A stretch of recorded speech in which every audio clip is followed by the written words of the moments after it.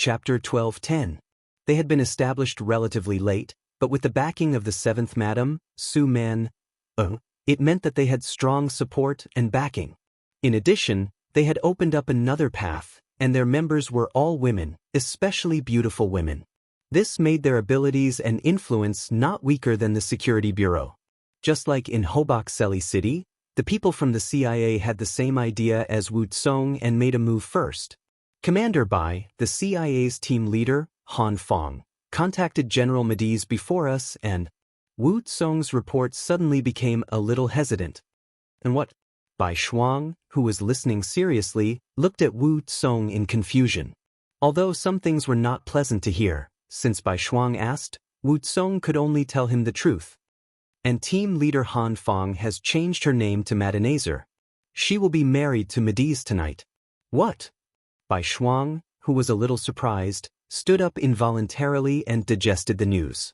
He had heard that the CIA would often sacrifice themselves or even give themselves to others in order to achieve their goals. However, in his opinion, it was just a show. After all, in this era, women cherish their bodies and reputation very much. However, he did not expect it to be true. Looking at Wu Tsong's embarrassed expression, it was obvious that the truth of the matter was not to be doubted. Bai Shuang, who was extremely surprised, took a while to calm himself down. Team leader Wu, tell me more about Han Fong. Yes. After Wu Tsong agreed, he explained the situation in detail. According to him, Han Fong was not a Han. Instead, she was an authentic Zybe. She was born in an ordinary family, but because of her beauty, she could sing and dance since she was young. In the age of war, it was always difficult for women to find a good home. Han Fong's family was also drifting and difficult to settle down. Later on, when the origin city was established, it attracted the attention of many people of other races. The peaceful living environment, rich material and cultural life there attracted many knowledgeable people, and Han Fong was one of them. Because of her beauty, when she just turned 18, she was engaged to a new deputy battalion officer in Shurching. Finally, her life was stable. However, the heavens were unpredictable. Her husband actually went to the battlefield and died in the battle with Ili Bali. She once again became a rootless duckweed. Fortunately, the 5-star army took good care of the families of martyrs, so she didn't have to sleep on the streets again. However, the quality of her life was also very different from before. It was at this time that an intelligence agent from the CIA took a fancy to her and recruited her into the organization. Later, with her outstanding performance, she became one of the core members of the organization. This time, when Han Fong heard that they were going to mobilize troops against Ili, she wanted to avenge her husband, so she naturally signed up. Because of her outstanding performance, she was appointed as the team leader. That was how she got in touch with Mediz first, but she didn't expect that she would take the risk herself. You said that she is the wife of a deputy battalion commander in the new army? After Bai Shuang heard this, he had a general understanding of the matter.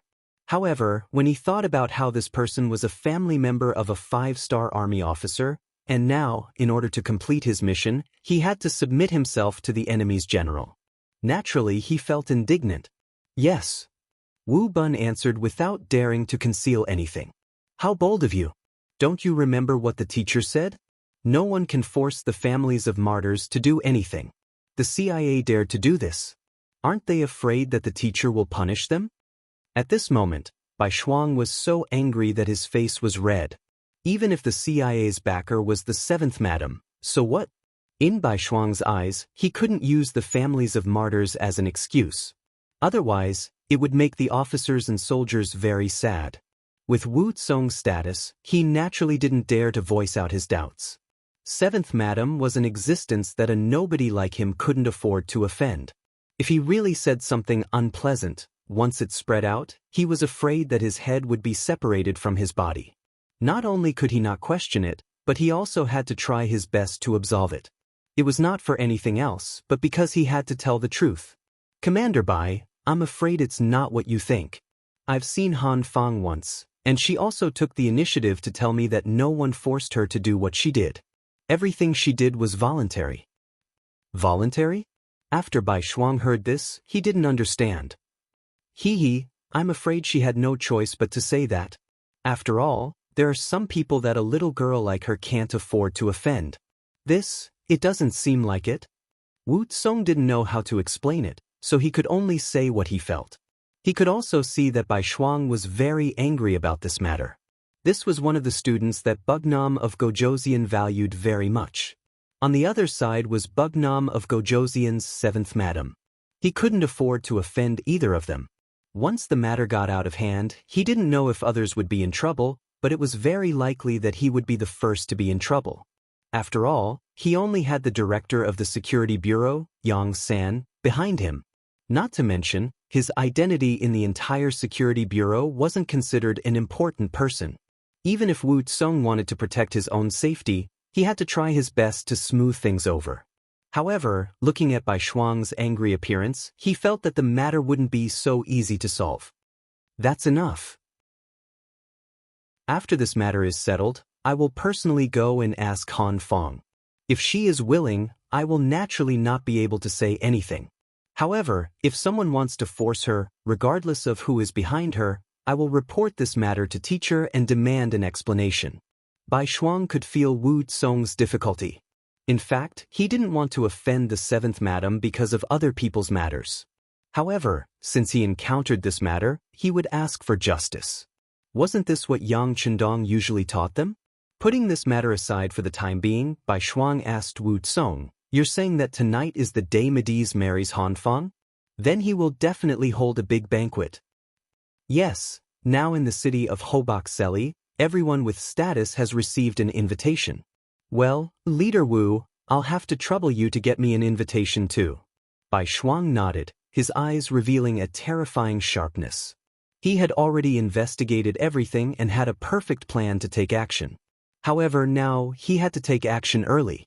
He was afraid that if he was late, the martyr's widow would be humiliated. This was definitely something he didn't want to see and couldn't accept. Wu Tsong faintly guessed Bai Shuang's intention, but he couldn't refuse. The orders from above were for him to cooperate unconditionally. He could only sigh in his heart and clasped his fist. Please don't worry, Leader Bai. The invitation will be sent soon. With Wu Tsong's ability and the group under him operating in Hobak Seli for a while, it was just an invitation. It wasn't that complicated. In the afternoon, the invitation was sent to Bai Shuang. Considering that it was a banquet and not a battle, Bai Shuang didn't bring too many people. He only chose 4 elite warriors to follow him. At the same time, after making some arrangements for the people staying in the inn, when night came, he excitedly went to the general's mansion in the city. Mediz's mansion was now brightly lit and bustling with activity. Mediz, who was already in his 40s, already had a main wife and 4 concubines. Normally, there was no need to make such a big fuss when he was marrying a concubine. Moreover, it just so happened that the 5-star army was attacking, so everything should be done in a low-key manner. However, Medina Nazar had requested for a grand celebration. She claimed that she was getting married, and this was the happiest time in a woman's life. Of course, it had to be grand. Moreover, wouldn't such a grand wedding be able to achieve the purpose of consolidating and stabilizing the hearts of the people in the city? Mediz was speechless when he heard that. He thought about it and agreed. Of course, this was also the reason why he was drooling over her beauty. He had been in Ely for a long time and had seen many women, but this was the first time he had seen someone as beautiful as Madenazer. If such a beauty had any request, as long as it was within his capabilities, he would naturally agree to it with a nod. Thus, there was such a lively scene. There were people coming and going in the courtyard of the general's mansion. There were all kinds of people wearing luxurious clothes, chatting in groups of 3 to 5. Bai Shuang, who was dressed like a wealthy merchant, also wore a set of luxurious clothes that the concubine had gotten him as he walked in the courtyard. He had a smile on his face, showing his friendly and amiable side. However, if one were to observe him closely, they would notice that his eyes were always looking into the distance from time to time. That was because he was observing the structure of the houses here, thinking about the best place to strike if he were to make a move. The original plan was to first figure out the military layout in the city, then take control of Mediz. This was double insurance. However, because of the matter with Han Feng, he had to make a move in advance, so he had to be careful. There were more and more people in the courtyard. Roughly counting, there were no less than 300 people, and they were either rich or respectable people. If this was the case, it was likely that almost all the people with some status in the city had arrived. Bai Shuang walked alone in the courtyard, shuttling through the crowd.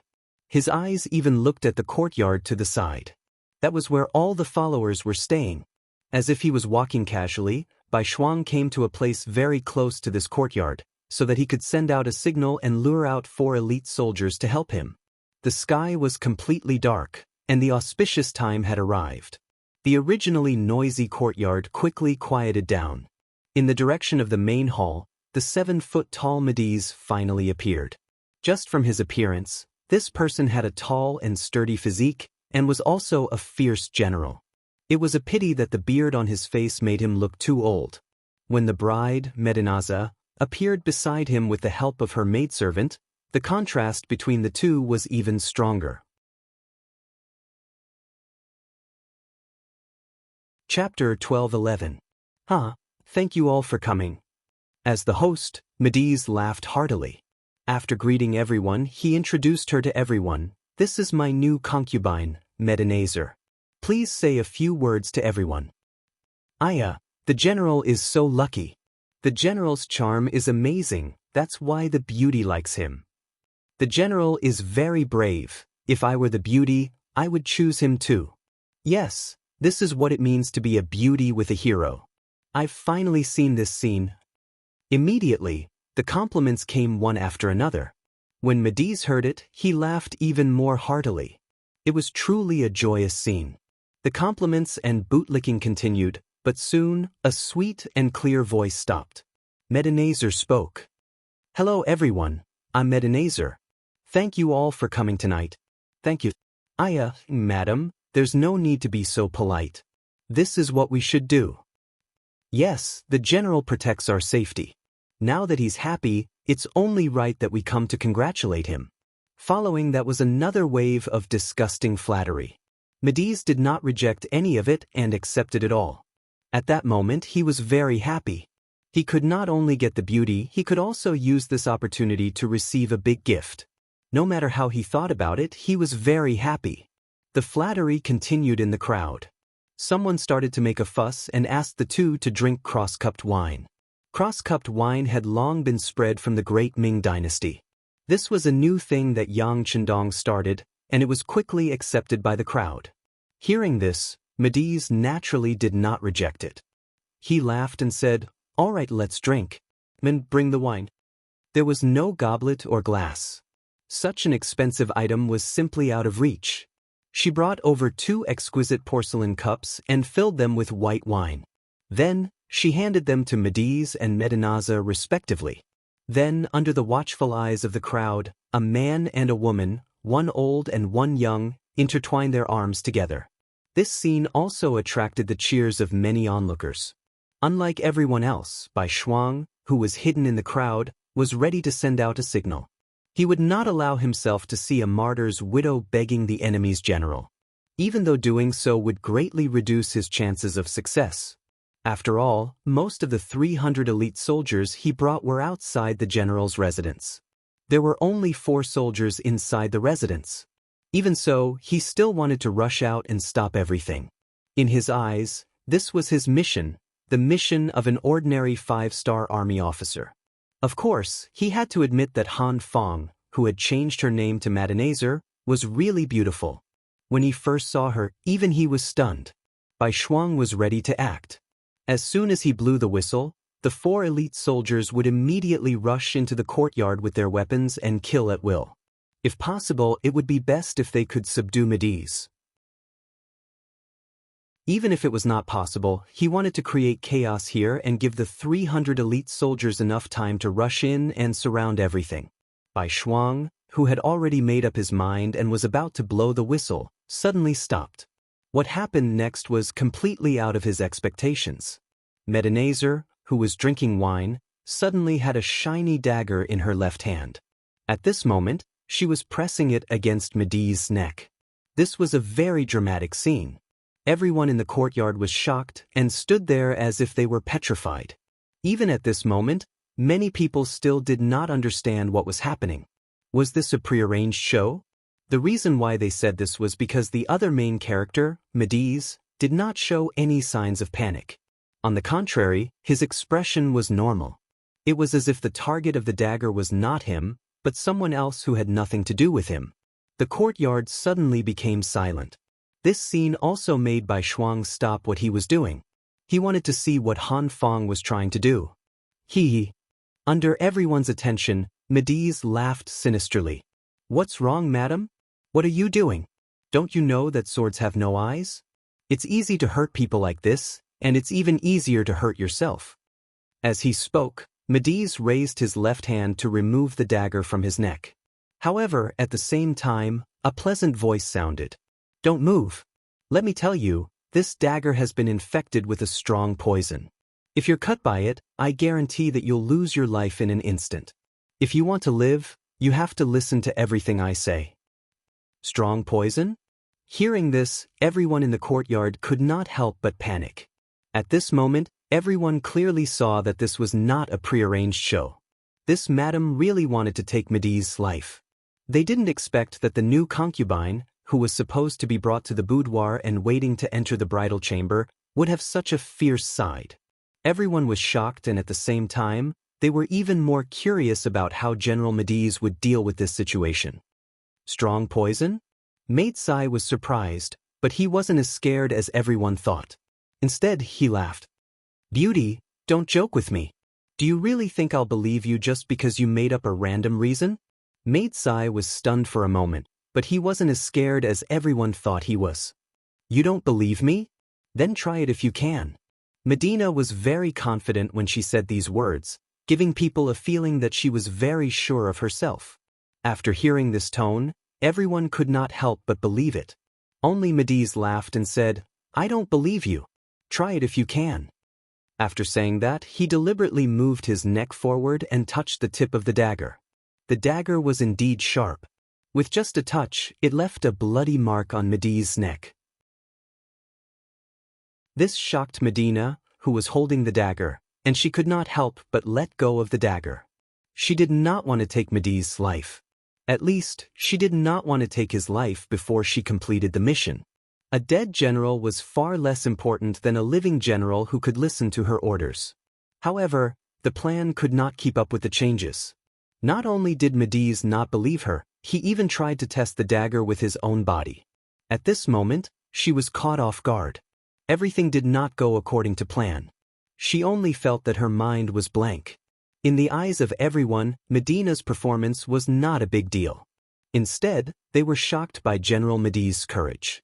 Only Bai Shuang, who was in the crowd, had a bad feeling. This was not the time to be distracted. Just as Bai Shuang was about to warn Mediz, the moment Medina let her guard down, Mediz made his move. His right arm that was holding the wine suddenly loosened. When the bowl fell to the ground, his right hand freed up to grab the dagger. The tables had turned in an instant. Medina was stunned. But what she didn't expect was that as the porcelain cup fell to the ground, there was a crisp sound, and nearly 100 Turpan soldiers suddenly swarmed into the courtyard. As soon as they appeared, they surrounded Madenazer and her maidservants tightly. Mediz, who was already outside the circle, shouted loudly again, "Ha! You dare to use such a little trick against me? I'm afraid you don't know that I've already replaced the dagger in your hand. Haha, do you think I'm a 3-year-old kid who can be easily fooled by you? You said you were born in Hobokseli. I've already sent people to investigate. There's no such thing. Tell me, why did you lie to me like this?" Mediz's words left Madenazer's mouth, and she was stunned again and again. Just a moment ago, she thought she was exposed. She thought he knew her identity. But now, it seemed that Mediz did not know. He only found the problem from her fabricated background. So, it did not affect the overall situation. Although the current situation was very unfavorable for her, Medina wasn't afraid. Even if she died, it wouldn't be considered as a failure of the mission. In that case, she would die a worthy death. Medina's expression gradually returned to normal when she realized that her actions had not spoiled the overall situation. Her voice rang out again, "Mediz, you're a scumbag. I'm only here to avenge my personal grudge. Now that you've seen through me, I'll let you do whatever you want to me." As she spoke, Medina purposely puffed out her chest, and at the same time, removed the veil covering her face. Madenazer was already very beautiful. Even a thin veil was unable to hide her beauty. Now that she was gone, her true appearance was completely exposed to everyone, causing waves of exclamations to erupt from the crowd. Following her action, a commotion broke out in the courtyard. Some of the maids who were pouring wine for the officials and nobles suddenly had short knives in their hands. Then, they slashed in all directions, causing chaos. It was obvious that this was Medina's backup plan. The signal to take action was to remove the veil. This scene also caused chaos. Even Bai Shuang, who was in the crowd, was targeted by a maid. However, he did not attack. Instead, he cleverly dodged and used this opportunity to move to the front of the main hall. "How dare you touch my guest? Take her down." Mediz's face turned ugly at this moment. He knew that this woman wouldn't have simply prepared a poison dagger. Now, it seemed like he was right. Fortunately, he was prepared. He called over 100 soldiers. When he shouted, the soldiers surrounded the maids in the courtyard.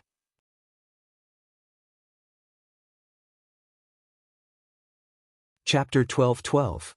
There were less than 10 maids in total, and they were all intelligence agents of the CIA. Some of them were only on the periphery, and their training was limited.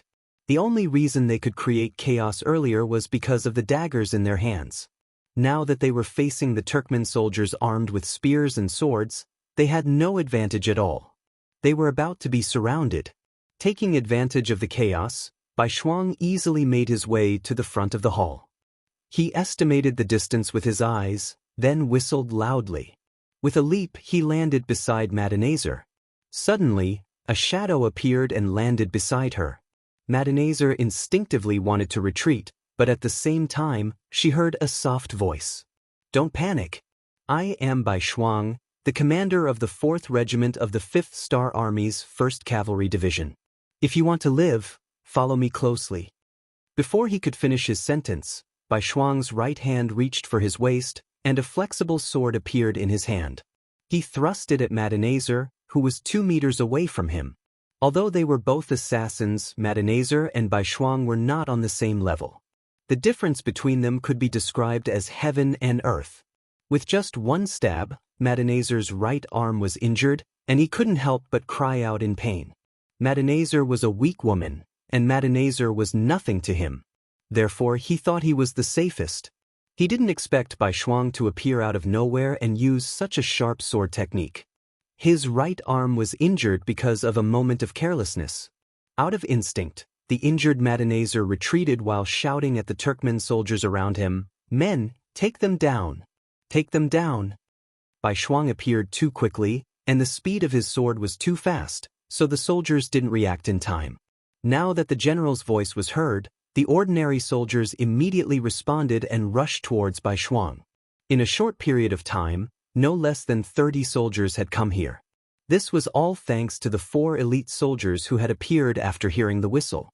They had shared some of the firepower. Otherwise, there would have been even more people coming to surround and capture them. Bai Shuang's expression turned serious. He turned to Madenazer and asked, "How is it? Are you scared?" Although Madenazer's body was trembling, she still answered bravely. "Then, since you're not afraid, let's start a massacre here today." "Ha!" Bai Shuang laughed as she reached her left hand into her pocket. She took out a Type 54 pistol and 2 magazines and handed them to Madenazer. "Do you know how to use this?" "This is a pistol. I've learned how to use it before, but I'm afraid I can't shoot accurately." Madenazer's eyes lit up when she saw the object handed to her. "It's fine.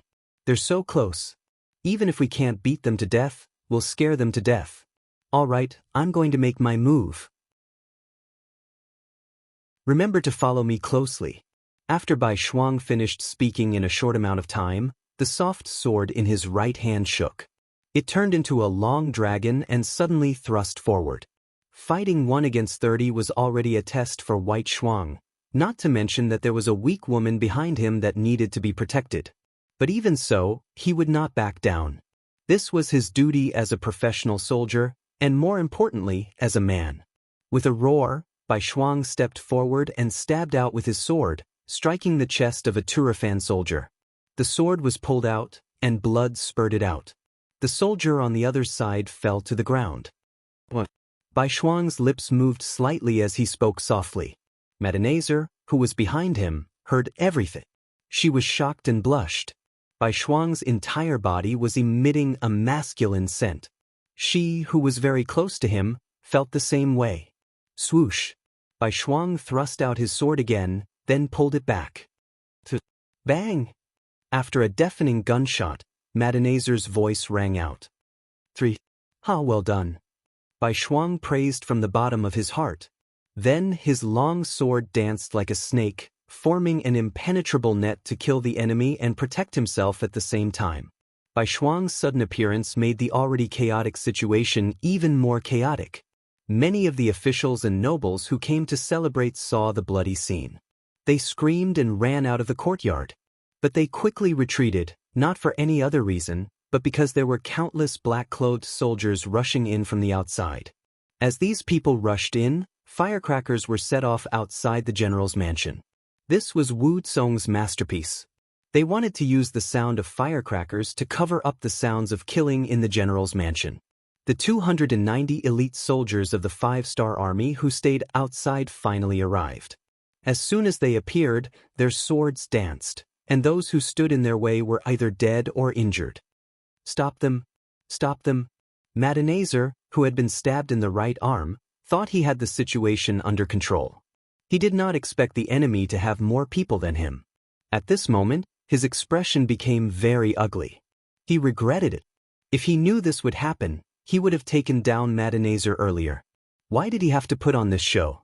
Fortunately, he was afraid that Madenazer would find out, so he only mobilized 100 soldiers this time. Now, it seemed that he had miscalculated, but there was still a chance. For example, he could capture Bai Shuang or Madenazer and use them to threaten them. There was still a chance to turn the situation around. Immediately, he shouted at the soldiers guarding beside him, "Quick, charge! Take down this adulterous couple! Take them down!" With this shout, the pressure Bai Shuang faced increased. The number of enemies in front of him increased from a few to more than 10. When these people attacked together, Bai Shuang's left arm was immediately injured. If Madenazer did not fire 2 shots at the critical moment and intimidate some people, Bai Shuang would have been seriously injured. His left arm was still bleeding, but Bai Shuang did not seem to hear it. The soft sword in his hand was still moving back and forth. But after all, it was difficult for 2 fists to fight against 4 palms. The speed of his sword was obviously slower. Quick, he can't take it anymore. Attack together, attack. Seeing that the turning point was right in front of him, Madenazer shouted and raised his sword at the same time. However, he was smart enough not to attack Bai Shuang. His right arm was already injured, and he did not want to repeat the same mistake. This time, he chose to attack Madenazer, who was relatively weak. At this time, Madenazer had already used up all the bullets in her gun. There were more than 20 bullets, but she only killed 3 enemies and injured 4. The rest of the bullets were nowhere to be seen. At this moment, she was anxious because she was holding a gun that had no bullets. At this moment, a long sword was thrust at her face. Madenazer was obviously very angry at this moment. He wanted to destroy this woman's face. The long sword suddenly came at Madenazer while she was at a loss. At this moment, when she saw the sword enlarging in her eyes, she instinctively closed her eyes and waited for her death. Get out of the way! At the critical moment, Bai Shuang noticed the commotion behind him. With a loud shout, he leaped backward. The sword slashed Bai Shuang's back, leaving a palm-sized wound. Ah! The pain on his back caused Bai Shuang to let out a muffled groan. All of this fell into Madenazer's eyes as she was pinned under him. At this moment, the two's posture was somewhat ambiguous. Their breaths were so close that they could easily feel each other's breath. This made Madanazar's face blush. But when she thought of the current situation, she asked with concern, "Are you okay?" "I'm not dead yet." Bai Shuang endured the pain and replied. Then he grabbed Madanazar and flipped her one by one. After he did that, he dodged the sword in Madanazar's hand. Madanazar's face was filled with anger after he failed to subdue the two of them. He roared and charged at Bai Shuang again with his sword. But as soon as he stepped forward, a soft sword flew at him, forcing him to take 3 steps back to avoid the attack. The soft sword was thrown by Bai Shuang. At this moment, he had no weapon in his hand. After a bitter smile, he hugged Madanazar and said, "Fine, I'll die. I won't be lonely if I can die with a beauty in my arms." "Is that so? Am I a beauty?" Madanazar blushed when she heard Bai Shuang's words. Bai Shuang was just expressing his feelings. When he thought of Madanazar's identity as the widow of a 5-star army officer, he immediately shut his mouth.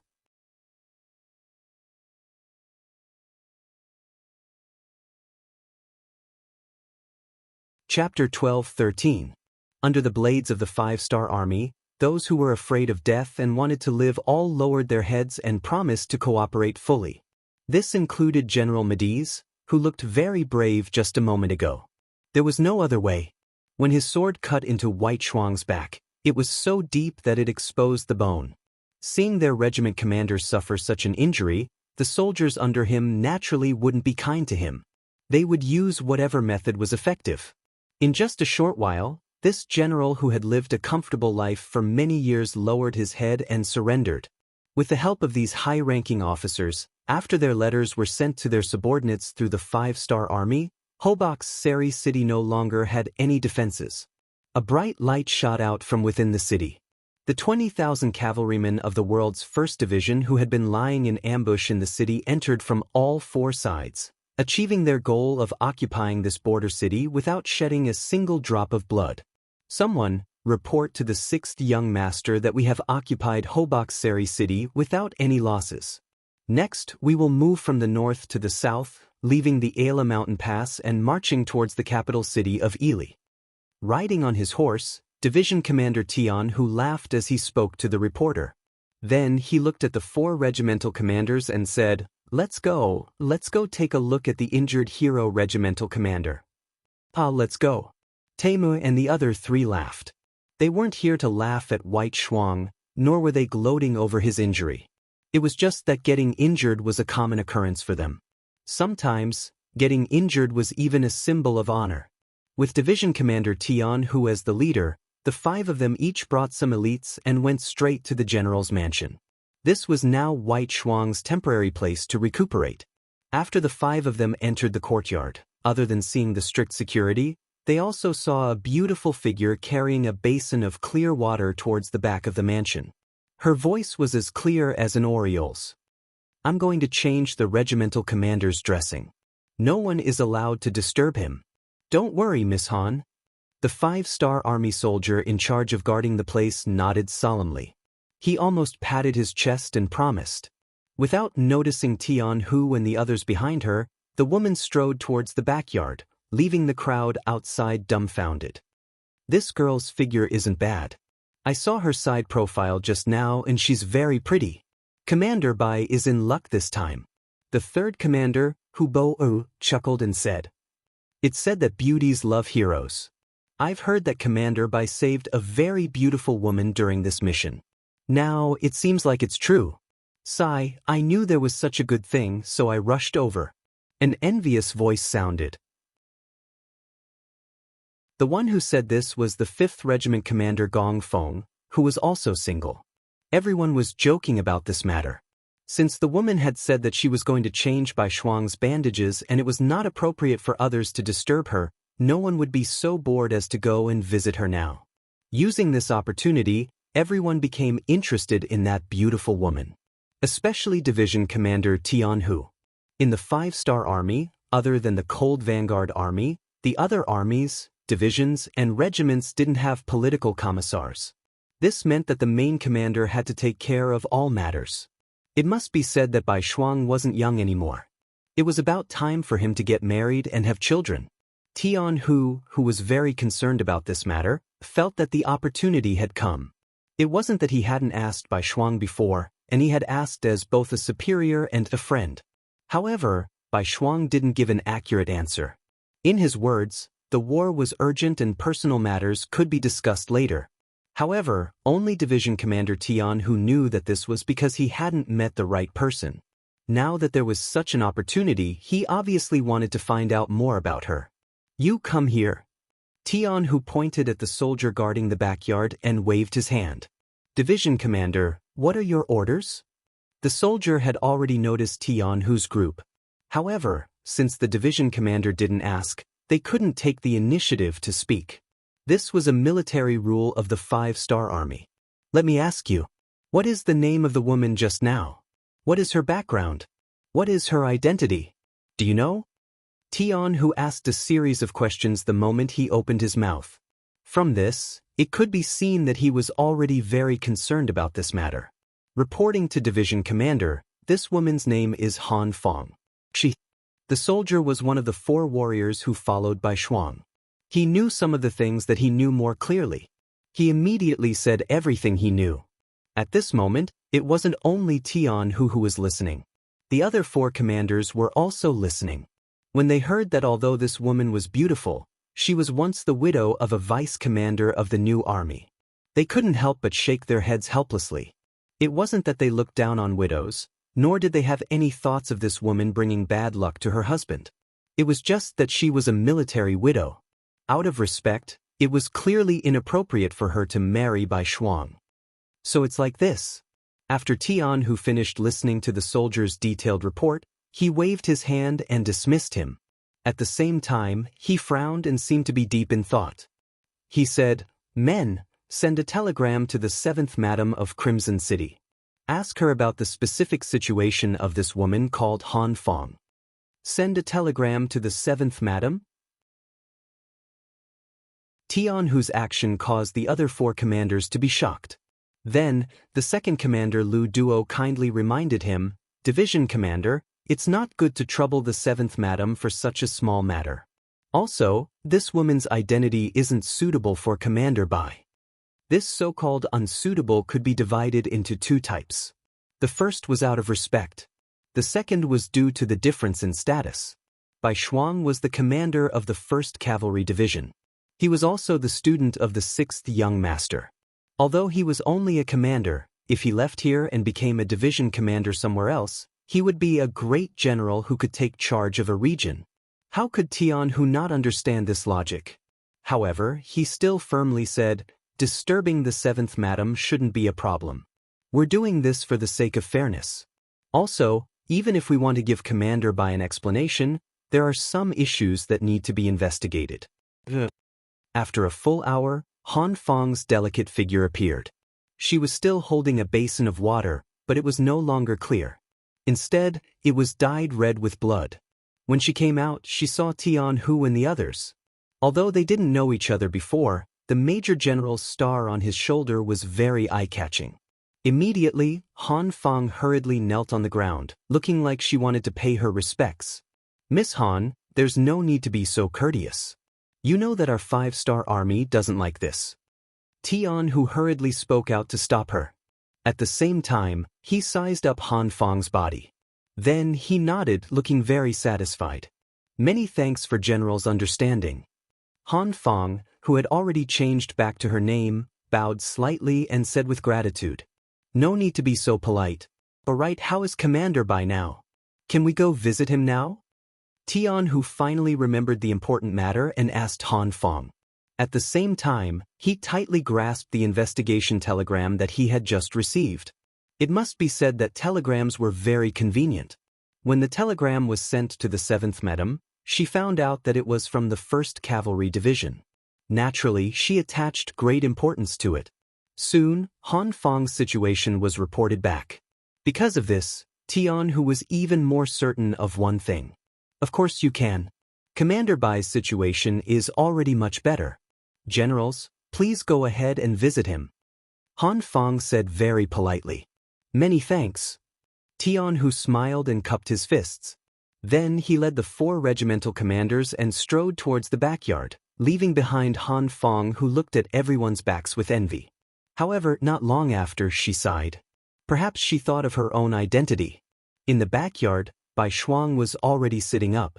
There was a pillow on his back that perfectly supported his bandaged chest.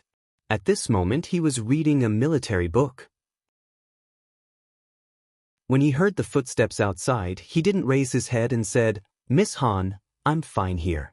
If you have something to do, you should go and do it first." "Oh my, our Commander Bai is always talking about Miss Han. It seems that he really does miss her." Gong Feng's voice sounded from outside the door. As 2 regimental commanders who had joined the 1st Cavalry Division at the same time, their relationship had always been good. They could joke about any kind of thing. Hearing this voice, Bai Shuang was stunned. Then, the figures of Tian Hu and the 4 regimental commanders appeared in his line of sight. He immediately smiled. Out of courtesy, he wanted to get up. Tian Hu, who was walking at the front, quickly waved his hand. "Since you're already injured, why bother with the etiquette? Quickly sit down." "Ha!" Bai Shuang laughed somewhat embarrassedly. Although he didn't get up, the military book in his hand had already been placed to the side and his body was much straighter. "How are you? Are you all right?" The 5 of them each found a place to sit and asked about Bai Shuang's injury. Bai Shuang, who wasn't injured for the first time, shook his head. "I'm fine. I was just stared at by a mosquito. If there's a mission right now, I can still get on the horse." "Forget it. Do you really think that our 1st Cavalry Division doesn't have anyone else? Do you think we need an injured regimental commander to charge into battle?" The other regimental commanders immediately laughed and joked. Although the 6 of them met to visit Bai Shuang, they quickly talked about military matters. Bai Shuang also knew that the 1st Cavalry Division was going to head to the Ala mountain pass and prepare to attack the capital city of Ili. Unfortunately, Hobokseri City needed someone to temporarily guard it until Yang Chendong's troops took over the defense line. As the injured Bai Shuang, he naturally had to take on this task. This was naturally to take care of Bai Shuang. Bai Shuang couldn't say anything about this. What, were they really going to let him, an injured regimental commander, go with the army? If so, which regiment should he leave behind to guard it? He had just made a great contribution, so he had to give the other regimental commanders a chance to perform.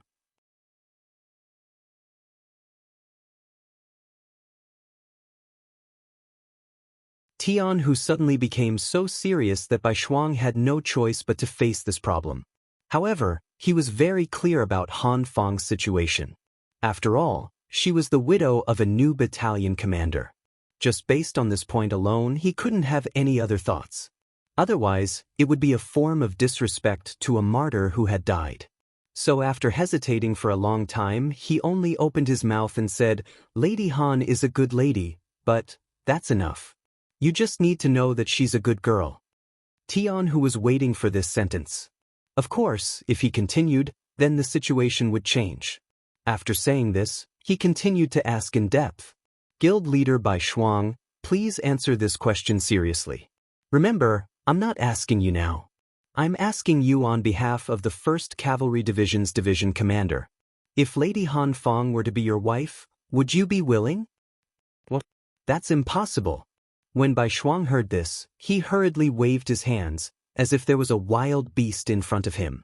He had no choice but to refuse. Why is it impossible? Is it because she was once engaged to a deputy battalion commander of the new First Army? Tian Hu suddenly raised his voice as he asked this question. Bai Shuang didn't completely understand the meaning of this sentence, because at this moment, his mind was already blank. Although he indeed had a good impression of Lady Han Feng, he definitely wouldn't do anything to betray a comrade for his own selfish reasons, even if that comrade had already died on the battlefield. Tian Hu was very satisfied with Bai Shuang's answer. He continued to ask, "Then if I tell you that even if you marry Lady Han Feng now, you won't betray anyone, will you still refuse?" "HM?" At this moment, Bai Shuang finally raised his head, as if he understood something. He looked at Tian Hu and asked, "Senior brother, what's going on?" The reason why he called him senior brother was because both of them studied under Yang Chendong. This kind of address was only used when there were no outsiders. What's going on? Hi, you're lucky. Tian Hu, who had a serious face just a moment ago, was now full of smiles. Let me tell you, I've already investigated. The person who asked was the 7th madam, and she's already given a reply. Lady Han Fang was indeed engaged to a new battalion commander, but it was only a verbal agreement. There wasn't even a ceremony, and they didn't even enter the bridal chamber. Unfortunately, that officer had already died on the battlefield. Now, Lady Han Fang is a free person, and the CIA has also confirmed this. She has the freedom to pursue a happy marriage, and it doesn't involve any moral or emotional issues. Do you understand now? Tian Hu's words stunned Bai Shuang. After a long while, he asked with a face full of joy, "Is this true? If I marry her, it won't be a moral issue, and I won't be letting down that dead battalion commander, right?" Of course not. Actually, even if there really is something going on with that battalion commander, so what? Teacher said a long time ago that Han people can pursue freedom of love, freedom of marriage. Think about it, didn't teacher's 6th sister divorce someone else? But isn't she still living very well with Chief Long of the Ministry of Public Security? Not to mention, Lady Han Fang and that battalion commander haven't done anything yet. Of course, your worries aren't without problems. I want to tell teacher about this matter and let him make a decision. If we have teacher's approval, then there won't be any problems. Tian Hu said with a face full of confidence. Bai Shuang couldn't help but feel nervous when he heard that he was going to disturb Yang Chendong. Teacher is very busy every day. It's not good to trouble him over such a small matter. What's not good about it? Let me tell you, the last time I saw teacher, he asked me about your marriage. We will grow old one day, and our descendants will need to do a lot of things on the battlefield. Teacher has always supported this. All right, don't act like you're the victim of a bargain. Just tell me what you mean. Tian Hu snorted. He had a look that said, "If you say no, I won't care about this matter." Bai Shuang had a very good impression of Han Fang, especially since he was injured. She had taken care of him in every possible way. In addition, she was not only beautiful, but also brave and smart. Wasn't such a woman suitable to be his wife? It was just that because of her identity, he had been suppressing this thought in his heart. Now that everything was no longer a problem, how could he not agree? He immediately nodded and said, I agree. I'll have to trouble senior brother for everything." Seeing that the matter was finally settled, Tian Hu nodded happily. "All right, I'll send a telegram to teacher and tell him this good news. As for you, kid, you've already taken care of the girl. If other people aren't willing, then they'll be a joke. This time, you'll be guarding Hoboksari City. Take advantage of this time to do something big. It's best if you can get your eldest son out too. Then good things come in pairs." Hearing Tian Hu's teasing, Bai Shuang also laughed foolishly. As for Han Fang, he was confident that he could convince her because he had a feeling that she liked him. After Tian Hu left, Han Fang walked over. She was a bit worried about his injury. After all, he had suffered it to protect her. However, when White Shuang told her about it, her face was immediately filled with joy. It was said that beauties loved heroes, especially heroes who had saved their lives. In addition, White Shuang was both intelligent and brave, and had the air of a scholarly general. He also had the spirit of a grown man. How could she not be willing? However, the little girl was shy and did not immediately agree. Instead, she ran away shyly. This caused Bai Shuang to laugh loudly behind her. On the official road to Turpan City, an army with a bright flag of the 5-star army was moving forward. Among them, a cavalry unit with black cloaks was especially eye-catching. In the 5-star army, the rank of an officer was very obvious. It could be seen from the military rank, and it could also be seen from the cloak that an individual wore. As for the black cloak, it was usually only worn by those with the position of guild leader.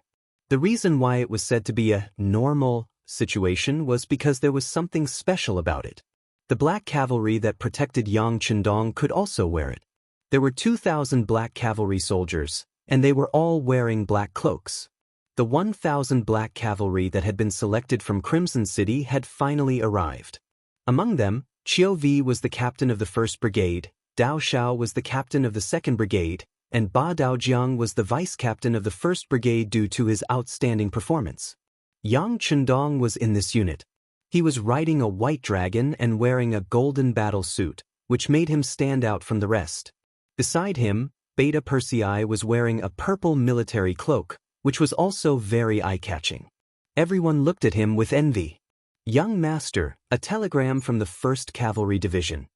In the carriage behind him, the leader of the telegram team, Wang Shan, sent a telegram to Beta Persei and then handed it to Yang Chendong.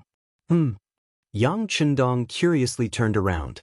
Didn't a telegram just arrive not long ago? Why is it here again?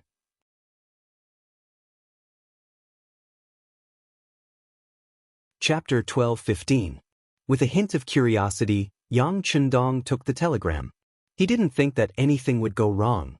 With the combat ability of the 1st Cavalry Division and the fact that they had just doubled their forces, anyone who wanted to cause trouble for them would have to be prepared to lose their teeth. After receiving the telegram, Yang Chendong quickly scanned the contents of the telegram. Then he burst into laughter. Hee, White Shuang, spring has come.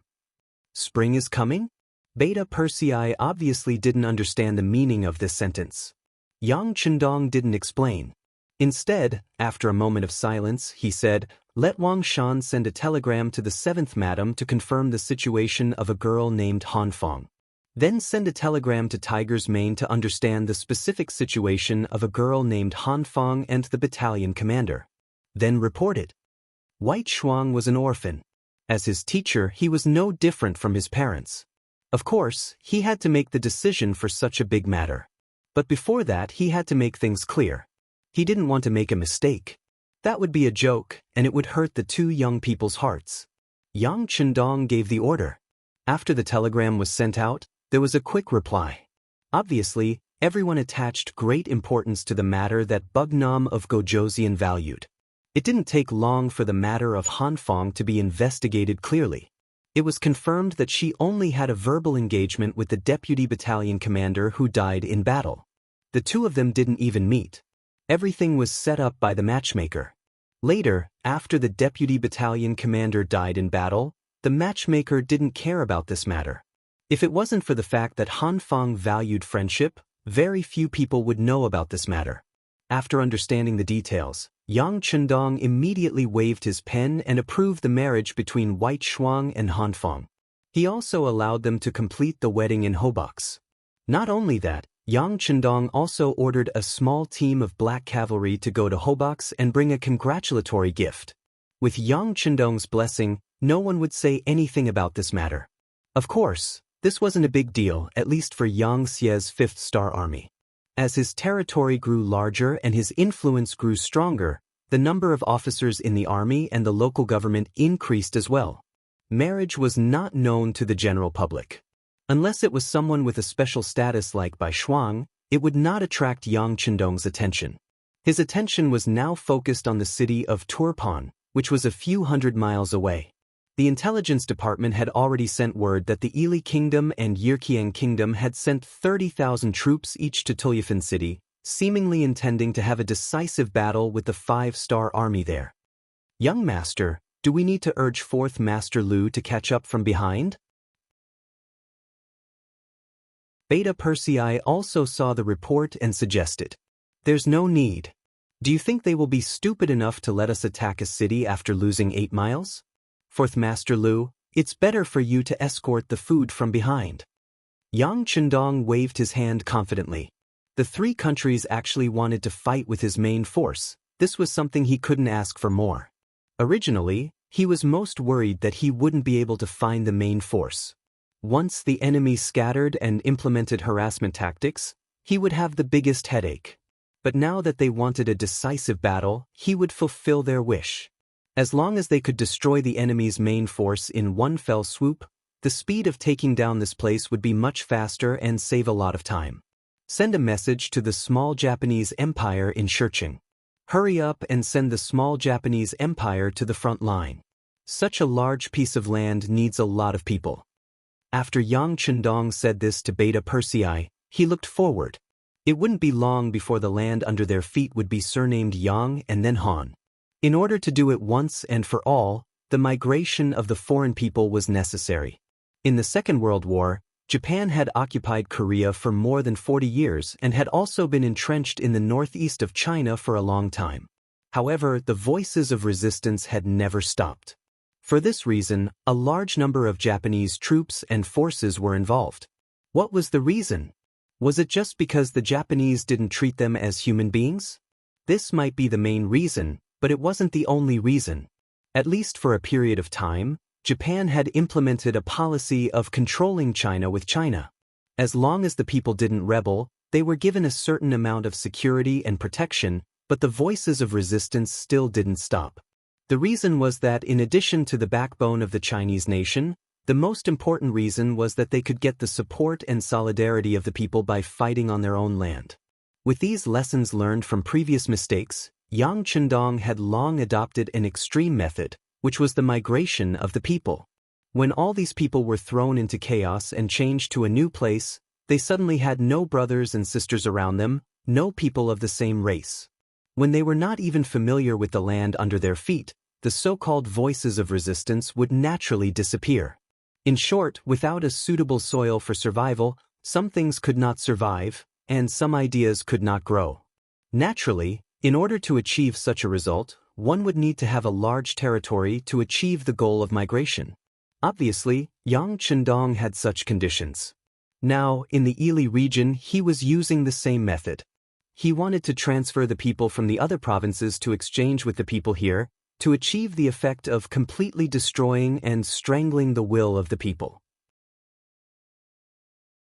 Conquer the world and let the Han people live wherever there were people. Wherever there were people, the status of the Han people would be the highest, and all the Han people would be proud of their birth. This kind of slogan was not as simple as just saying. If he wanted to carry it out, it would be incredibly difficult. However, since Yang Chendong had brought the modern army here, he naturally had to do something. Even if he could not do it, he would let his descendants do it. In short, this was the goal that he had worked hard for. Looking at it now, the goal was indeed very big, but it was not impossible. Hadn't he already trampled on many small countries and made them part of the Han people's territory? The Navy was also actively making preparations, especially after taking down the Japanese Empire and capturing who knows how many navies. Now, they were very powerful, and it would not be long before they set out to conquer the world. Looking forward to the arrival of that day, Yang Chendong felt that the burden on his shoulders was heavy, but he was not afraid. With a light shout, he rode on the white dragon and led the army straight to Turpan City. Turpan City. At this moment, the whole city was in chaos. People could be seen everywhere on the streets, and from time to time, they would collide with each other. The people were busy moving their valuables out of the city. The soldiers were also busy moving their provisions and military supplies. Everyone was scrambling to get out of the city, as if they would be left behind forever if they were late. In such a chaotic situation, bumping into each other was inevitable. Even if many Turpan people were maintaining order in the city, they still could not alleviate the chaos. How could it be so easy to empty out the capital of Turpan in such a short period of time? Palace. The new king, Hardenbarter, was roaring with a face full of anger. Who was it? Who leaked the news? Investigate for this king. No wonder Hardenbarter was so angry. He had just made up his mind to withdraw from Turpan City, and the news spread out, causing the people to be in chaos, which affected the withdrawal of the army. The reason why he made this decision was because of the lesson of don't lose eightly. When he learned that the 5-star army had powerful artillery that could flatten an entire city, Hardenbarter knew that the so-called strong city was a joke in the eyes of the enemy. If he still defended the capital, the result would not be much better than don't lose eightly. It must be said that Hardenbarter was worthy of being the king who led the rise of Turpan City. He immediately made a decisive move, which was to withdraw from the city and fight the 5-star army on the grassland. In short, he would not defend the city. Originally, according to Hardenbarter's plan, he would withdraw the army first and then move the people. But for some reason the news was leaked, and now the city was in chaos. His plan to withdraw had to be delayed. After a series of roars, someone immediately went out of the palace to investigate the leak of the secret. But in such a chaotic situation, it was not easy to find out who leaked the secret. Not to mention, the people who leaked the secret were from the Xianxia intelligence department. They had strong anti-reconnaissance abilities, so it was not easy to find them in a short time. After venting his anger, Hardenbarter's expression seemed to be better. He looked at Daichin, who was standing in the hall, and waved his hand. "General, how far is the 5-star army cavalry from us?" "My king, the closest, is less than 100 miles. Although he didn't want to answer this question, since the king asked, he could only tell the truth. 100 miles? Hearing this answer, Hardenbarter's expression froze for a moment, then he sneered, 100 miles, even the elite cavalry would take less than half a day to arrive. How many people and resources can we evacuate? Daichin was also shocked by the speed of the 5-star army cavalry. But as a general, he couldn't be afraid of the enemy. Otherwise, he would be unqualified and incompetent. Even though Daichin had lost a battle, but as a general, he had never lost his character. Seeing the king in such a difficult position, he hesitated for a moment, then steeled his heart and stood out. "My king, I think there is a way. We can stop the 5-star army cavalry. Didn't the Ili Empire and Yirkiang Empire each send 30,000 cavalry and have already arrived at our Turpan city? As long as we can work with them, I am confident that we can fight the 5-star army and stop them outside Turpan city." "Oh? Really?" Hearing Daichin's confident words, Hardenbarter's eyes were filled with hope.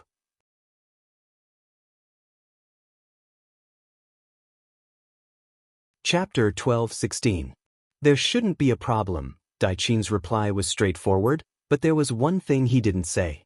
If the 3 armies all listened to him, then there wouldn't be a problem. Good. Seeing how confident Daichin was, Hardenbarter's anger disappeared and he said, "If that's the case, then I'll order you to talk to them. As long as their request isn't too excessive, we can agree to it." "Yes, Your Majesty. But I think we should continue to evacuate the city. After all, Cultivation city is too close to the 5-star army. No one knows what will happen." After Daichin received the order, he still gave his suggestion to be safe. "Don't worry, this king will not let our people be threatened. In a while, I will give the order for everyone to withdraw to Kaliushi and rebuild the defensive line there." Hardenbarter naturally did not place all his hopes on the coalition forces and had already made preparations for this. After knowing that His Majesty had a backup plan, Daichin could finally relax. He immediately walked out of the palace and headed towards the alliance camp outside the city. Before, the 3 countries had sat down together to discuss. In order to deal with the powerful 5-star army, they had to unite.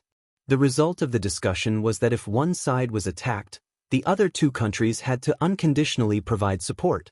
It was just that some words sounded nice, like unconditional support.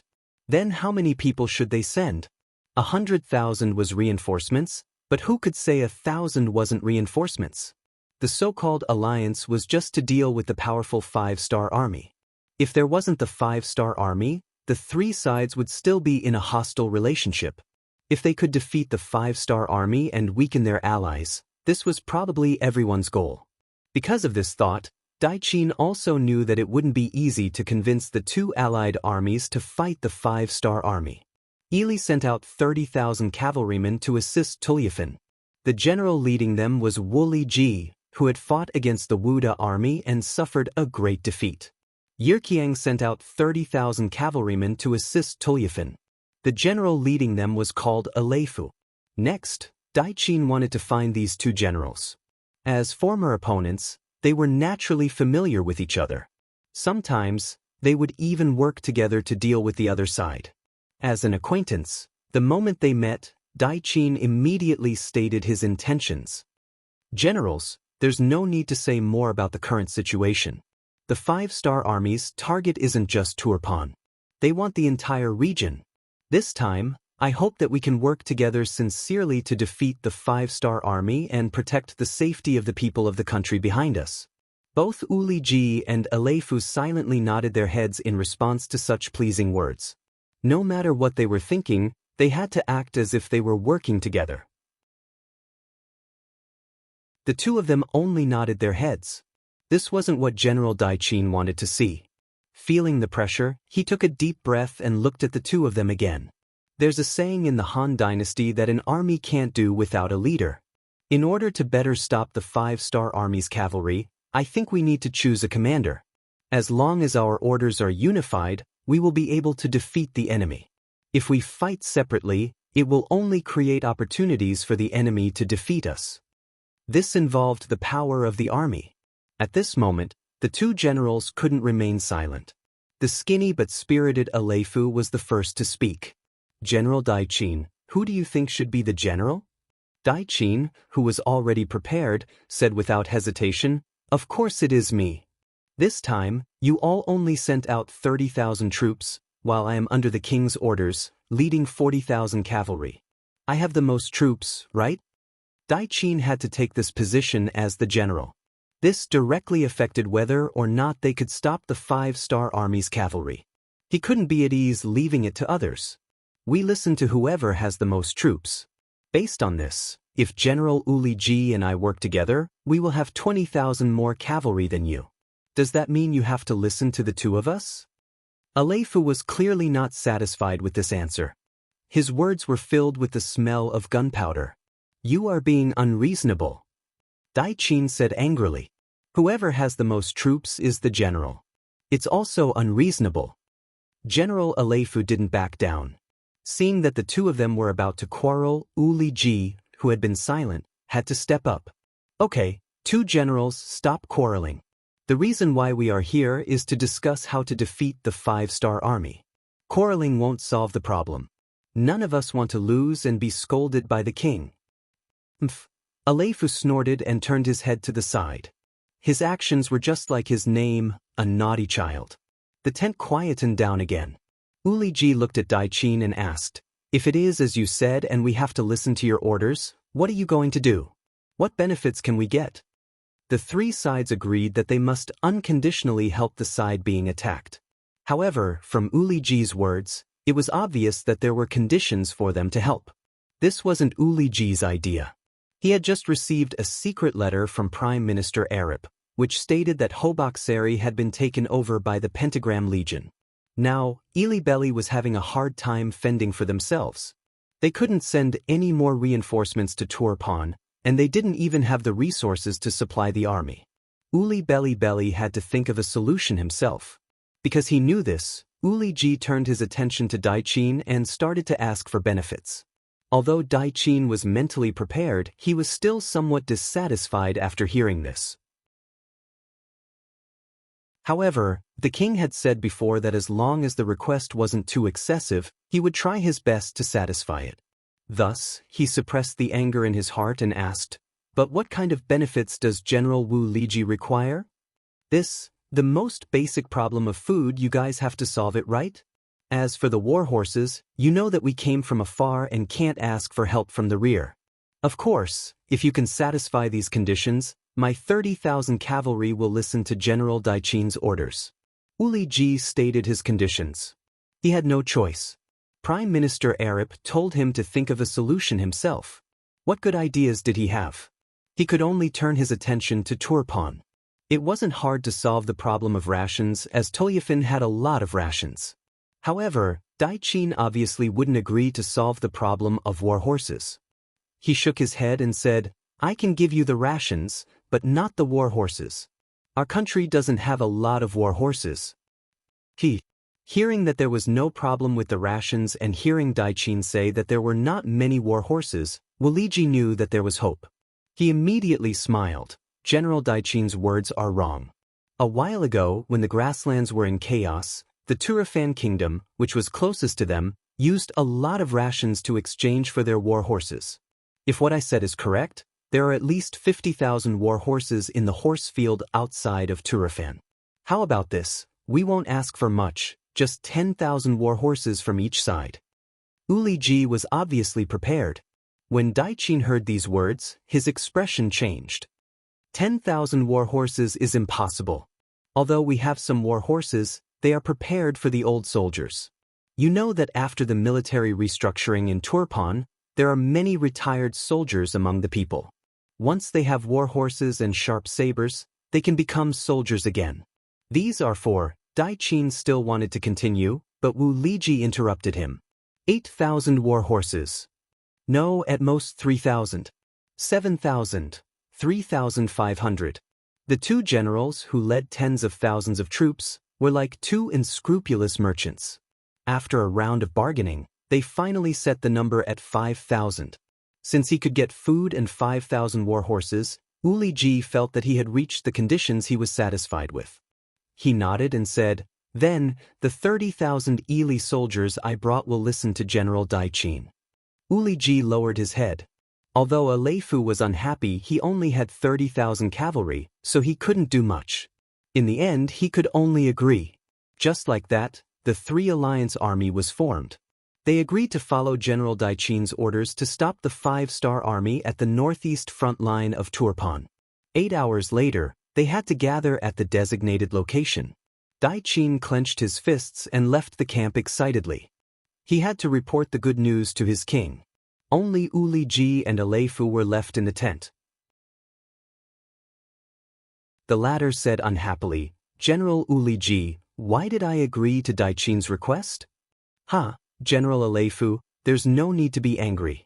It's not wrong for us to listen to him, but if his request is a little too excessive, we can still refuse, right?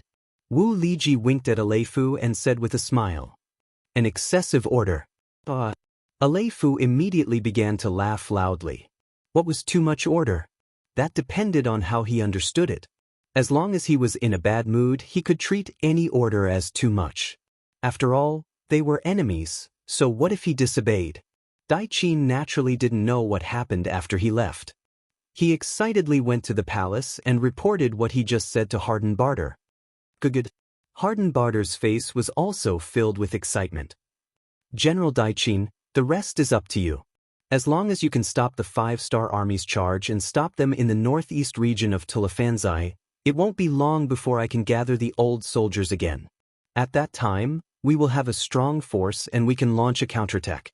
I will wait for that day to come," Dai Qin said excitedly.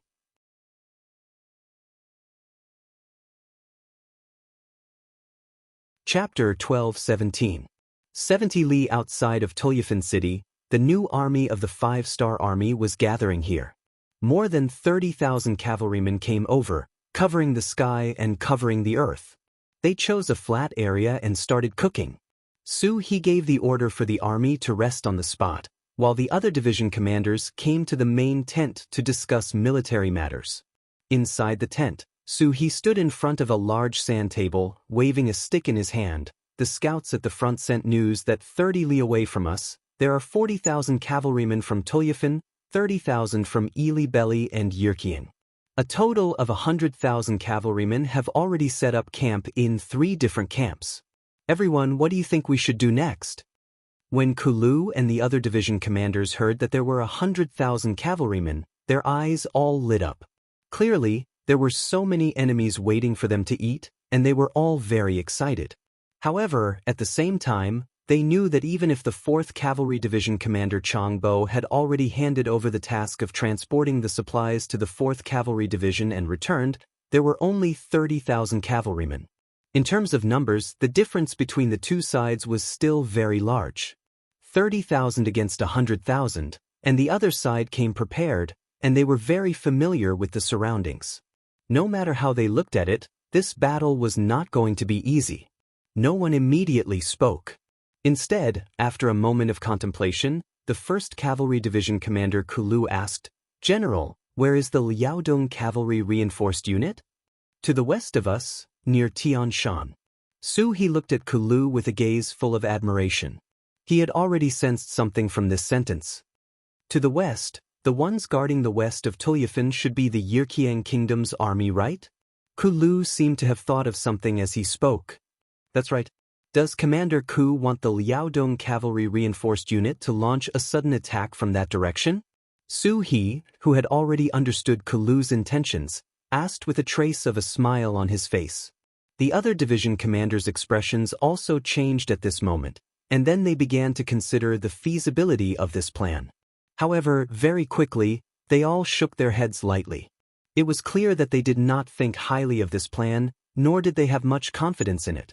In reality, everyone knew that the so-called Allied army was only formed because they had no choice but to join forces under certain circumstances. Such an army seemed to have many soldiers and generals, and its momentum was great. However, they also had a fatal flaw, which was that they were not united enough. As long as they found a suitable position, they could completely open up a gap in the shortest amount of time. According to this train of thought, Commander Kulu's decision to choose one of the paths was correct. However, although the idea was good, the difficulty of implementing it was not small. Let's not talk about anything else, just how strong was the Liaodong cavalry regiment. Everyone was not very clear about it. In addition, they only had 5,000 men, but the Yirqiang army on the west side had 30,000 cavalry. Even if their new army could attract some of their attention, it would be difficult to repel them quickly. If they couldn't end the battle quickly, the enemy would react and they might be surrounded instead. If that was the case, they only had 30,000 cavalrymen. How could they possibly be a match for the enemy's army of 100,000? For them, the best way was naturally to wait for Yang Qindong to arrive.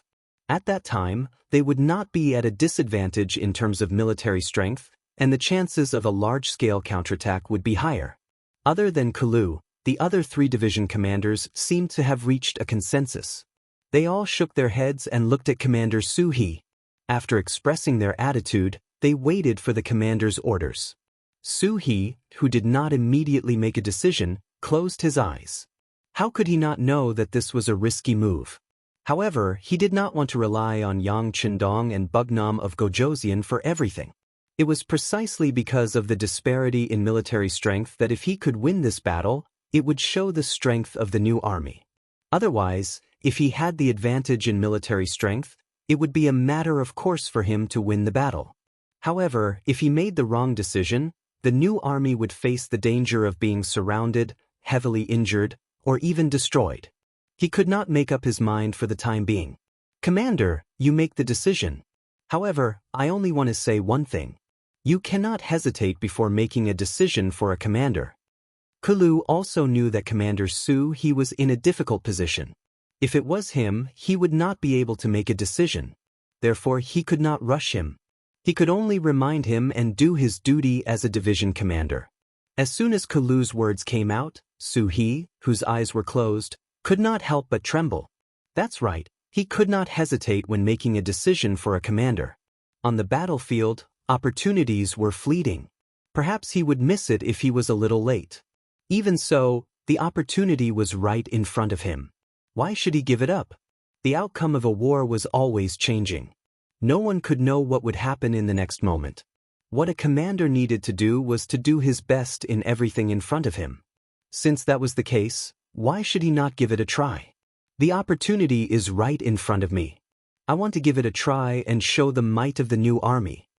As if he had made a decision, Su He opened his eyes. When he looked at everyone, there was a hint of excitement and nervousness in his eyes. The 5-star army implemented a centralized leadership system.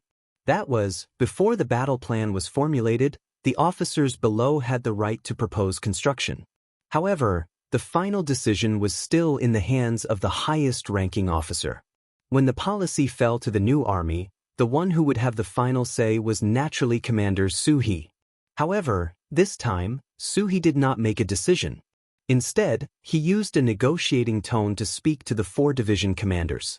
This showed enough respect and also proved that he was conflicted in his heart. He had not completely made up his mind. Of course, it was also possible that Su He had already made up his mind. However, it was too risky and could affect the life and death of the 4 division commanders. That was why he had no choice but to speak with such an attitude.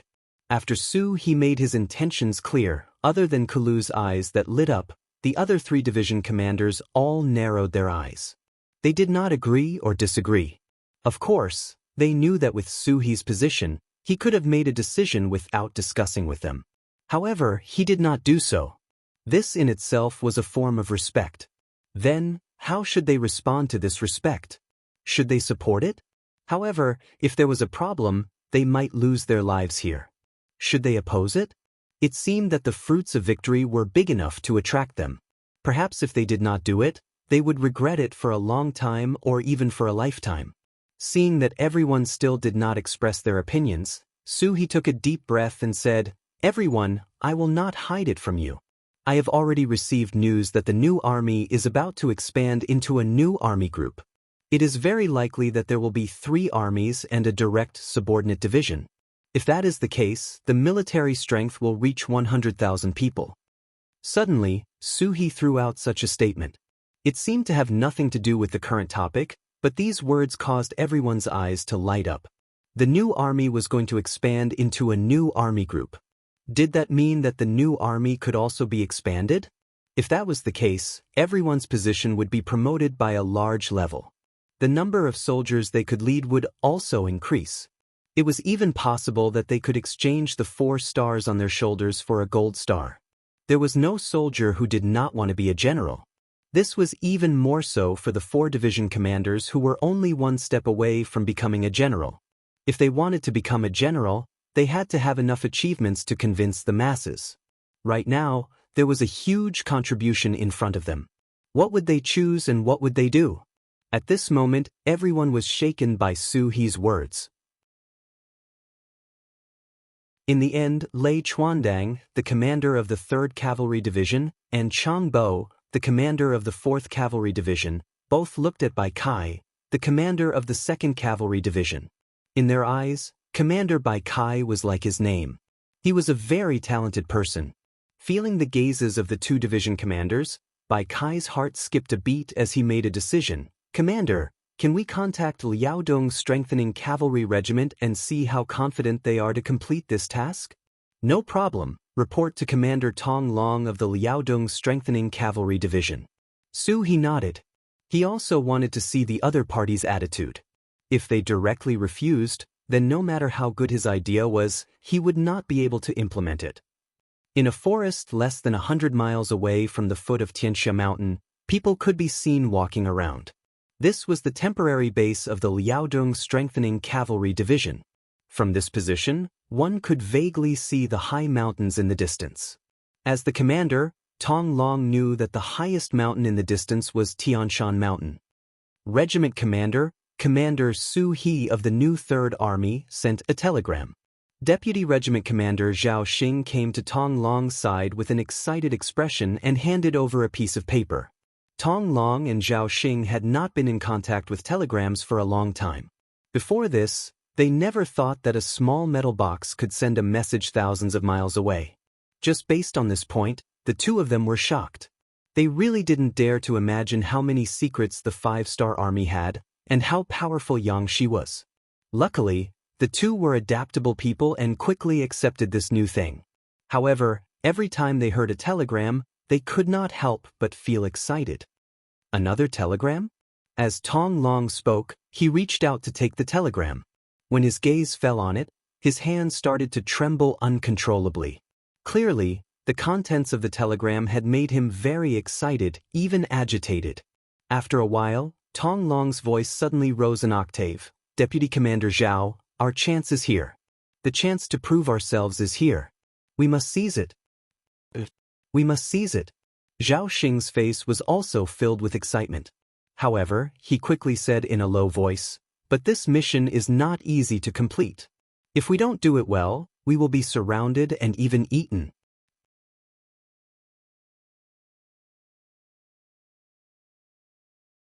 Chapter 12:18. That's only one possibility. There's another possibility. Maybe we can make a big contribution?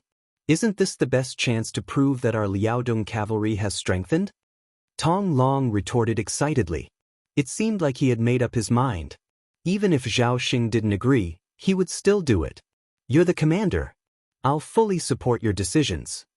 Zhao Xing didn't continue to object. Instead, he said something that made Tong Long feel very touched. No one knew better than them the awkwardness of their current status. The so-called Liaodong Cavalry Reinforced Regiment sounded quite impressive, but in reality, ever since they joined the 5-star army, they hadn't fought a decent battle. Although they had some small victories, they were just following the main force to get some military merit. To the ambitious Tong Long and Zhao Xing, this was not what they wanted at all. Both of them were people who dared to fight and fight. They were even people who had thousands of ambitions.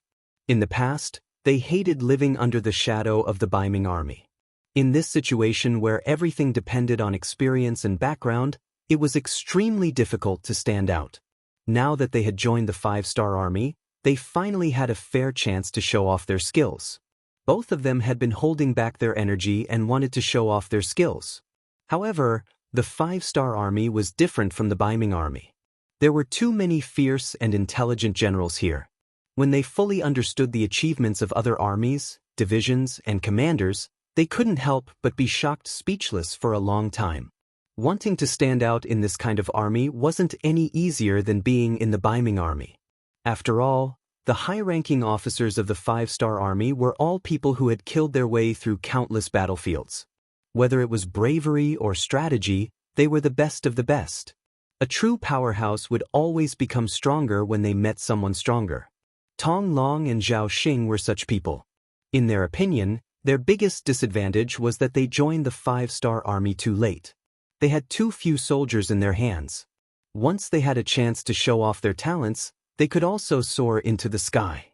They just didn't expect the opportunity to appear so quickly. Of course, they had to catch him. Under Tong Long's resolute attitude, a reply was quickly sent to the new army's commander, Su He. When he saw the contents of the telegram, Su He couldn't help but laugh out loud. Not bad, 2 tiger generals. Everyone take a look. He laughed and handed the telegram to Kalu and the others. Then he heard the 3rd Cavalry Division's commander Lei Chuandong's shocked voice. What? They're actually willing to make a military order. If they can't complete the mission, they'll bring their heads to me. A military order expressed a kind of attitude and a kind of indomitable spirit. Once such a decision was made, there was no way out. Under normal circumstances, no one would rashly choose to do this. Especially this time, it was Commander Su He who asked the other party with an inquiring attitude. He did not request for the other party to express their opinion, but Tong Long and Zhao Xing still made such a decision. This was shocking and admirable. It seems that in terms of courage, we're far inferior to these two. The 2nd Cavalry Division's commander Bai Kai sighed. When he looked at Su He, he straightened his body and said, "Commander, the 2nd Cavalry Division supports this battle. Please make a decision." "We also support." After Bai Kai expressed his opinion, the other 3 commanders also stood at attention and saluted. "Good, I thank you for your support. I'll now report the battle plan to the 6th young master." Su He said with a face full of excitement. He did not forget that the disparity in strength between the two sides was too great. There was a 60% chance of losing, so he had to report it to Yang Chendong. Otherwise, if something went wrong, he would not be able to bear the responsibility even if he killed him. 150 li behind the new army, Yang Chendong was leading the troops forward.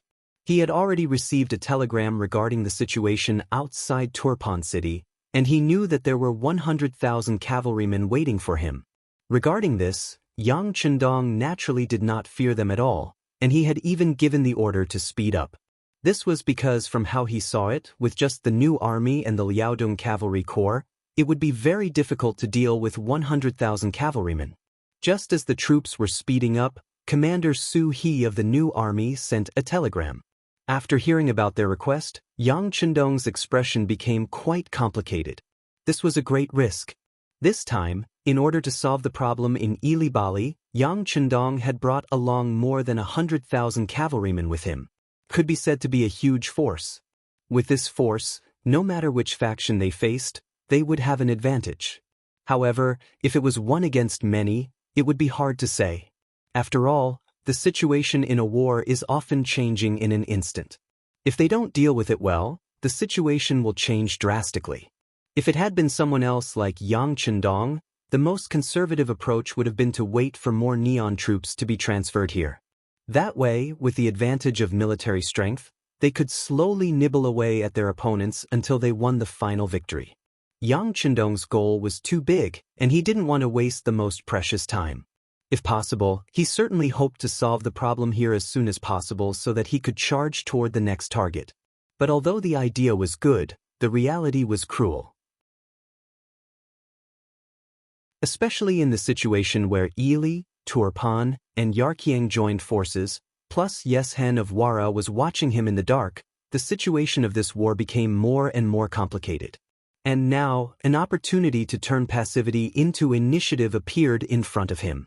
Facing the new army's request, Yang Chendong was caught in a dilemma for a while. Logically speaking, he thought that this battle plan was too risky. If things went wrong, more than 30,000 people would be seriously injured by the enemy's 100,000 cavalry, and it was not impossible for them to be eaten.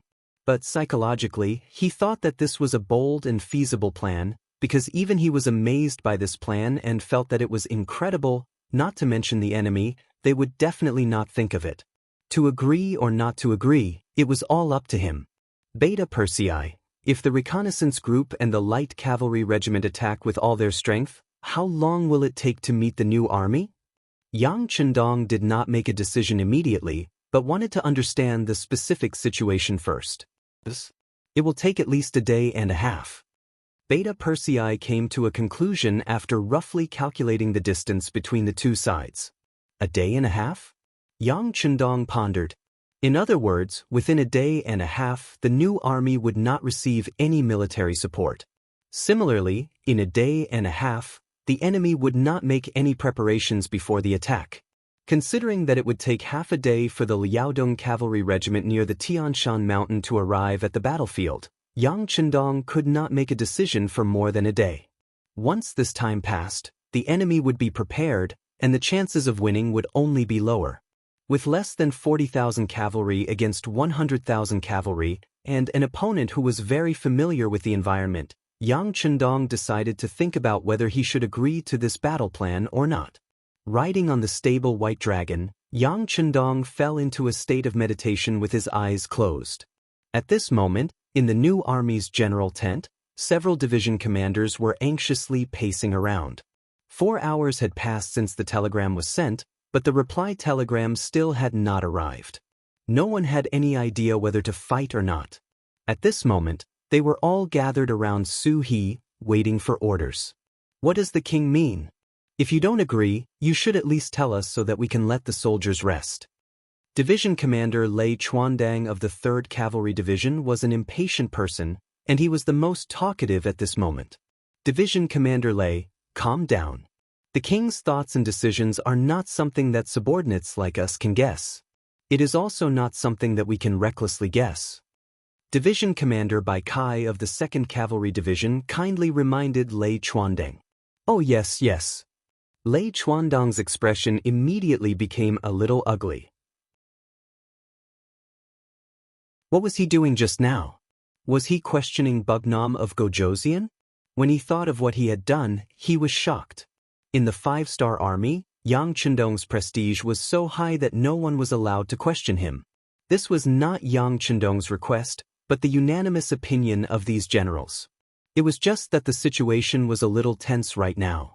If it was any other time, Lei Chuandang would have dared to say such words. Perhaps there would be no need for others. As Commander Su, he would be able to take him down first. Fortunately, at this moment, Su He was also anxious and felt the same as Lei Chuandang. That was why he did not reprimand him at this moment. The atmosphere in the large tent once again became tense. After an unknown amount of time, footsteps suddenly came from outside the tent. The telegraphers walked in and brought the results and answers that everyone wanted to see. Su He was the first to take the telegram. After skimming through it, he let out a long breath and then said with an excited expression, "The 6th young master has already agreed to our request.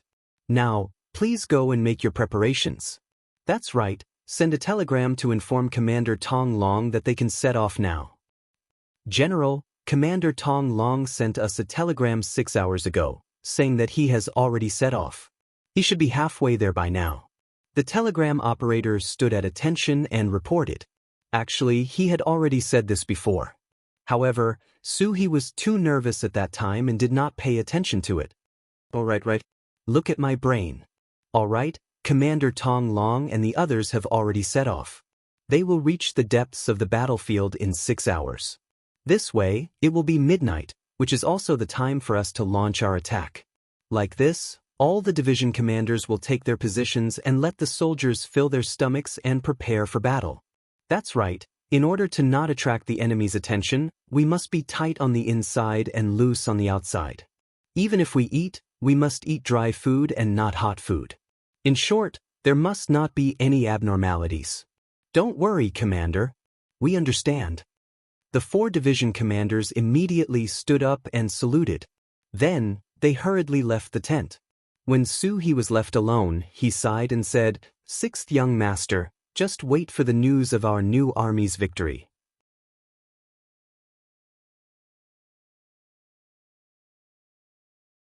Chapter 12:19. The sky gradually darkened. After the commotion during the day, Turpan City gradually calmed down. With 100,000 cavalry in front of the city and the fact that it was late, many of the citizens who were preparing to leave decided to rest for the night. In this regard, King Hardenbarter didn't order them to hurry because he had received reliable information that the 5-star army had already set up camp 40 kilometers away from the city. At this moment, they were only 10 miles away from the 100,000 cavalrymen outside the city. But this 10 miles was like a mote in Hardenbarter's eyes. 30,000 cavalrymen wanting to attack 100,000 cavalrymen was simply unscientific and unrealistic. No one would think that the 5-star army had the guts to do so. If he was them, it would be a good thing if the 100,000 cavalry didn't attack first. Speaking of not taking the initiative to attack, General Daichin was very annoyed. According to him, since the 5-star army only had 30,000 people, it was time for them to attack with their superior numbers. He was confident that they could defeat the enemy and force them to retreat. However, when he explained the situation to Uli Ji and Aleifu, he was met with unanimous opposition. As reinforcements, they were only here to help evacuate Turpan City. They weren't here to attack the 5-star army. In their eyes, the best result would be for the 5-star army to retreat in the face of their 100,000-strong army. They would be able to force the enemy to retreat without shedding a drop of blood. It would be better than a chaotic battle where both sides would suffer losses. The internal disagreement caused General Daichin to lose a chance to attack first. They didn't know what kind of disaster the loss of this opportunity would bring them. Bastards, a group of short-sighted people. They will be punished sooner or later. Daichin angrily returned to his tent with a face full of anger.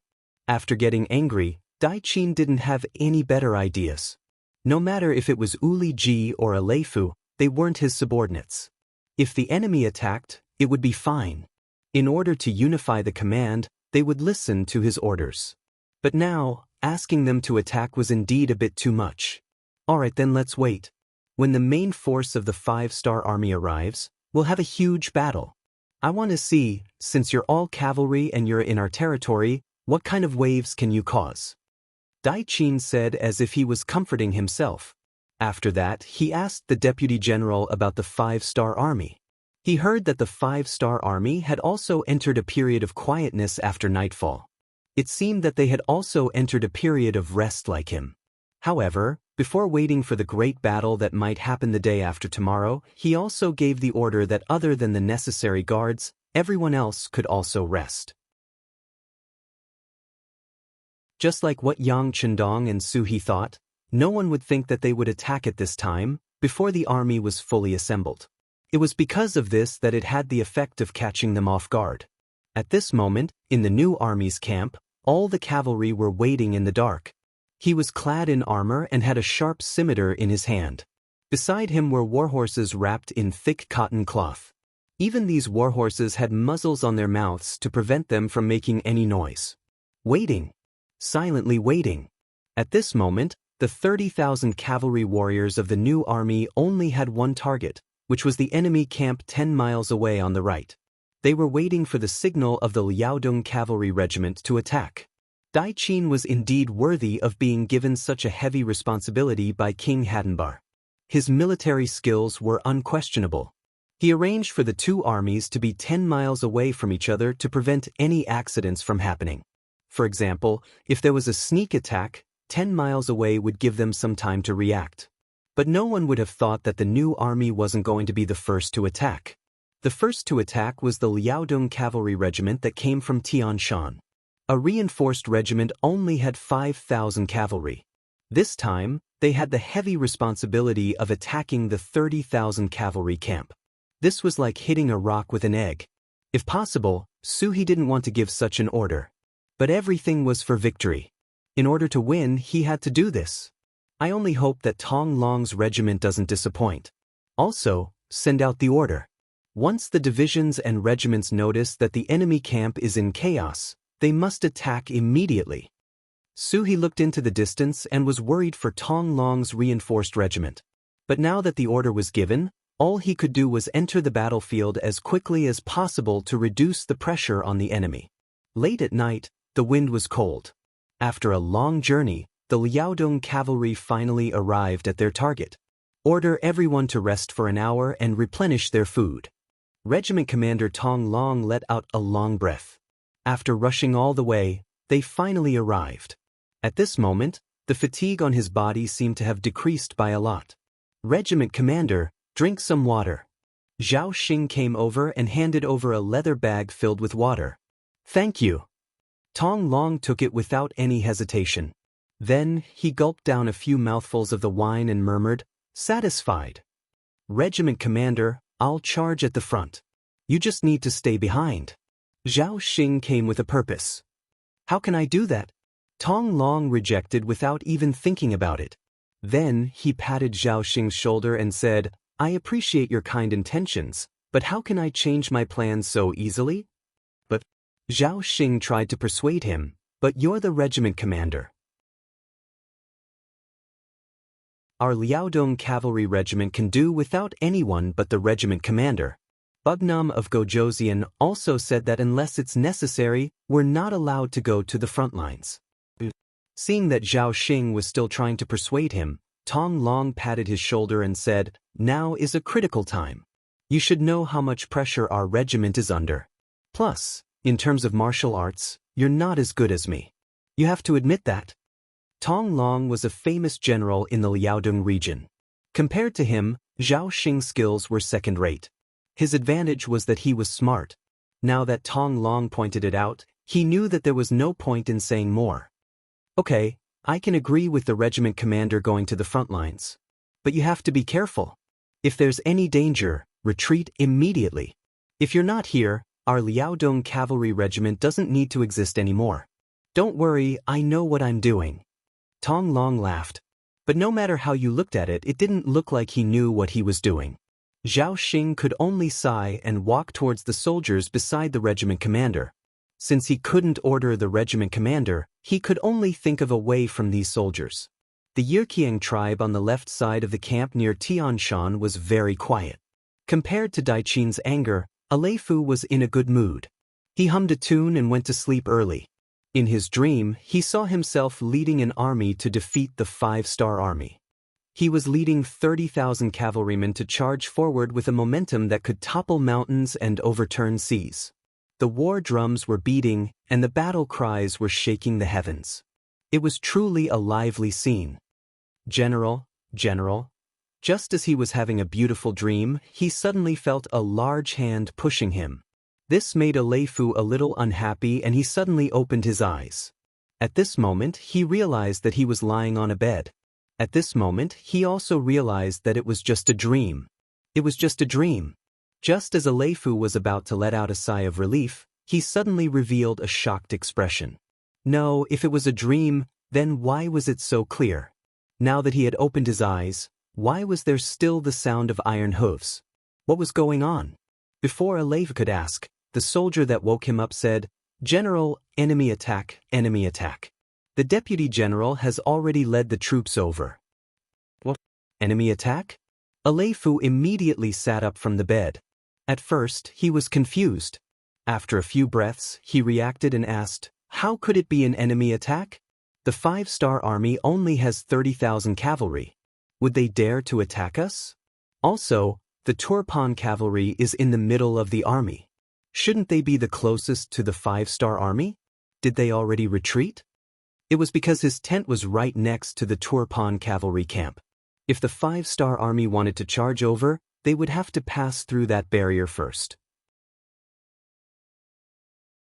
Aleifu was caught off guard, and now that he heard that there was an enemy attack, he naturally felt helpless. No, General. The 5-star army isn't the 5-star army from the front. They came from Tianshan. The bodyguard didn't know how to explain. He could only tell what he knew and what he saw. Not the 5-star army from the front. Could it be the main force of the 5-star army is here? Alright, how many people are there? Aleifu thought of a terrifying possibility. The sky is too dark. It's impossible to see. There seems to be a lot of people. They came from all directions and their battle cries shook the sky. Because of the sky, visibility was limited. The soldier didn't know the details and could only answer based on his own guesses. When he heard that there were a lot of people, Aleifu's face became very ugly. If both sides were to fight head-on, he wouldn't be afraid of anyone. But now that he wasn't on guard at all, he didn't know how much fighting strength the army could bring out. The soldier was still waiting for the general's orders. No one knew how bad the situation outside was. Perhaps if they delayed for a second, they would lose a lot more men.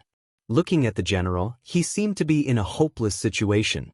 The soldier suggested, "General, we can ask the Turpan army for help.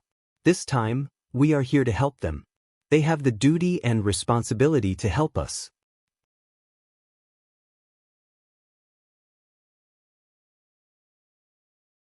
Chapter 12:20. Oh yes. Quick, send someone to ask General Daichin for help, quick. At this moment, as if he had just woken up from a dream, Aleifu shouted loudly. Then, the sound of hurriedly putting on armor rang out in the tent. Outside the tent, the sky was filled with flames and the sounds of people shouting and horses neighing could be heard. The moment before the charge, there was a flurry of fire arrows that burned countless tents and dealt a heavy blow to the unprepared Yi Erqiang army. Taking advantage of this chaos, Commander Tong Long took the lead and charged into the enemy's camp. With a swing of his sword, he beheaded 2 Yi Erqiang cavalrymen who were charging towards him. His bravery gave the 5-star corps cavalrymen behind him a boost of morale, greatly reducing the Yi Erqiang cavalrymen's morale. Who dares to sneak into the camp? You're courting death. The deputy general appeared. As Aleifu's deputy, he wasn't so careless.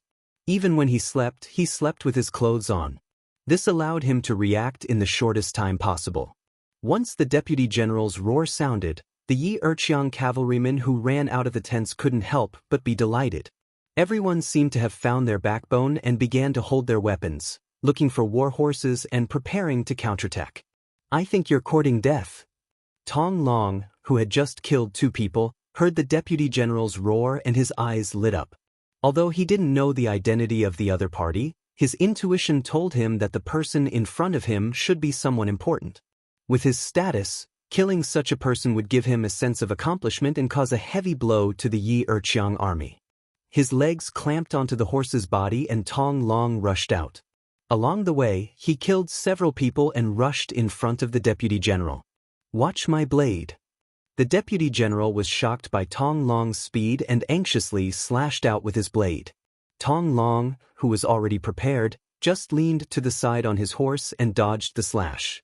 Then, the saber in his hand slashed towards the other party's waist.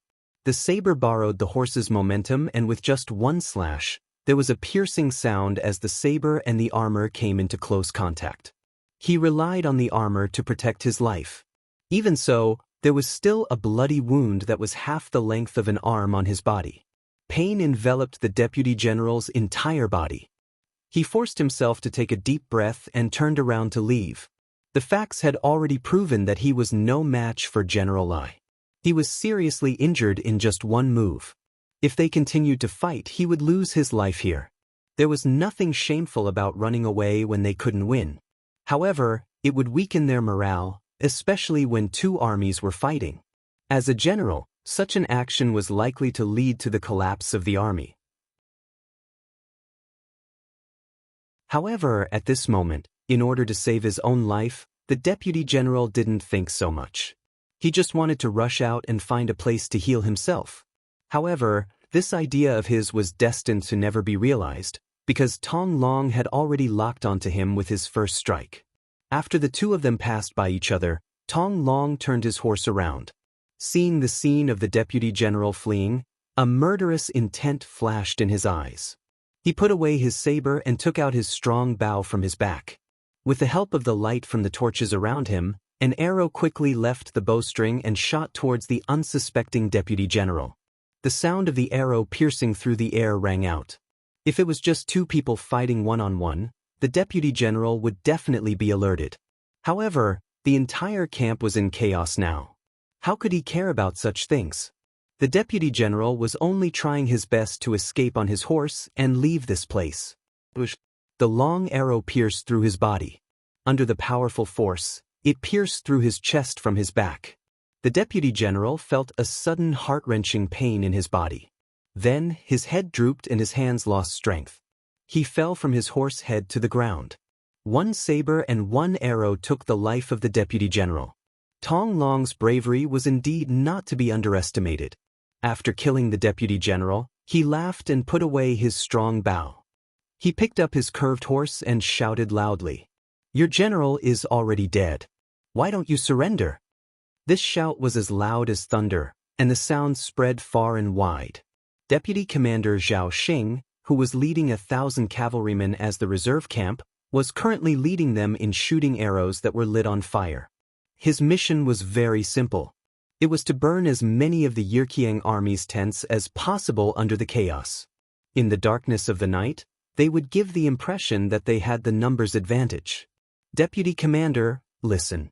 Is that the commander's voice?" One of the 5-star Army's cavalrymen with sharp ears stopped shooting the fire arrows and asked Vice Commander Zhao Xing. Zhao Xing also stopped what he was doing and listened carefully. Then he really heard Tong Long's shout. He laughed and said, "The commander is indeed brave. In such a short time, you killed the enemy's general. Come, everyone, let's shoot arrows and shout at the same time. Let's maximize the effect." Regardless of whether it was Zhao Xing or Tong Long, they didn't know that it was the deputy general of the Wuxia army. However, this didn't stop them from shouting. At the very least, the deputy general was still a general. The impact of the shout from one person to 1,000 people shouting was completely different. In just a short moment, this shout spread throughout the entire Wuxia camp, causing the already chaotic camp to become even more chaotic. When the Wuxia soldiers heard the shout, they weren't sure if it was true or not. However, at this moment, they would rather believe it than not. Otherwise, they would have to pay the most precious price, their lives. With the general dead, the morale of the soldiers fell to the freezing point. The Wuxia soldiers who were still resisting with their blades started to flee in batches. They wanted to escape under the cover of the night. None of them wanted to die. When Aleifu walked out of the tent in armor under the protection of his personal guards, this was the scene he saw. When he heard the shouts that the general was dead and they still didn't want to surrender, Aleifu said angrily, "Bullshit, this general is still alive and well. Who said I'm dead?" "General, be careful with your words." A personal guard at the side immediately reached out to cover his mouth and said with a panicked expression, "What are you doing?" Aleifu reached out and slapped his hand away, his face full of anger. "General, the one who died just now must be the deputy general. Now that the morale of the army is in chaos, it won't help if you stand out. Instead, you'll attract the attention of the enemy. The gains don't make up for the losses." The personal guard's mind was still clear at this moment and he expressed his worries. Aleifu, who originally wanted to punish the personal guard, was stunned when he heard this. Then he broke out in cold sweat. Yes, at this time, the morale of the army was in chaos and there was no way to effectively counterattack. If he stood out now, not only would he not be able to solve the problem, he might even attract the attention of the enemy cavalry. If that happened, he would probably follow in the footsteps of the deputy general. At the same time, Aleifu patted the personal guard's shoulder. "You did well. What do you think we should do now?" "General, the Han people have a saying. A gentleman doesn't stand under a collapsing wall. Let's retreat first. As long as we're here, there will be a day when Dong Shan rises again. This personal guard was indeed somewhat knowledgeable. It wasn't easy for him to say such a thing at this time. These words were to Aleifu's liking. He immediately nodded. You're right. How about this, we'll retreat immediately. As he spoke, Aleifu even took the initiative to take off the armor he just wore. Clearly, he didn't want to expose himself because of this set of clothes. However, what happened next proved that Aleifu was thinking too much. Because from start to finish, Tong Long didn't have the intention to kill him. Their goal was to create chaos here and force Yi Erqiang's cavalry to retreat. Then, they would attack the Turpan cavalry in the middle of the army. Yes, this was the true goal of the Liaodong Cavalry Corps. After suffering once, General Daiqin became much more careful in his actions. Even if the 5-star army didn't make any moves, he still arranged for many soldiers to be on guard. This was to prevent the 5-star army from launching a sneak attack or sneak attack. For this reason, he sent out hundreds of cavalry scouts, but the result was exactly the same. It was impossible to break into the battlefield from the front, which was guarded. This was also why the new army didn't attack first. Instead, they let the Liaodong Cavalry Corps fire the first arrow. If the Turpan cavalry didn't create chaos, they wouldn't have a chance. And whether or not they could create chaos all depended on the Liaodong Cavalry Corps. With only 5,000 cavalry, not only did they have to break through Erqiang's 30,000 cavalry camp, they also had to deal a heavy blow to the Turpan cavalry. From this, it could be seen how difficult this mission was. This was also where He's worries came from. Fortunately, Tong Long had won the first battle.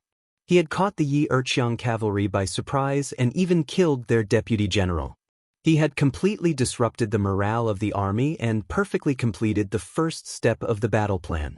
Tong Long sighed as he watched the Yi Erqiang soldiers, who had turned from cavalry to infantry, scurrying away like rats. What a pity! How many prisoners were there? Unfortunately, he still had things to do and couldn't stop to take care of them. A pained expression flashed across Tong Long's heart as he pointed his saber forward, pointing at the Turpan camp in the distance as he shouted, "Brothers of the reinforced regiment, charge with this regiment commander." Charge! Turpan camp. The Yi Erqiang camp on the left suddenly lit up with flames. This naturally shocked everyone. General Daiqin, who was still sleeping, jumped up and rushed out of the camp. He looked to the west and his eyes flashed with worry. Report, the 5-star army suddenly charged into the Yi Erqiang camp. The two sides are fighting. A scout galloped to the front of General Daiqin and reported. Scout again. I want to know how many people they have. Daiqin said without changing his expression. Report, General Aleifu sent people to ask for help. He said they can't hold on anymore. After a while, another scout galloped to report.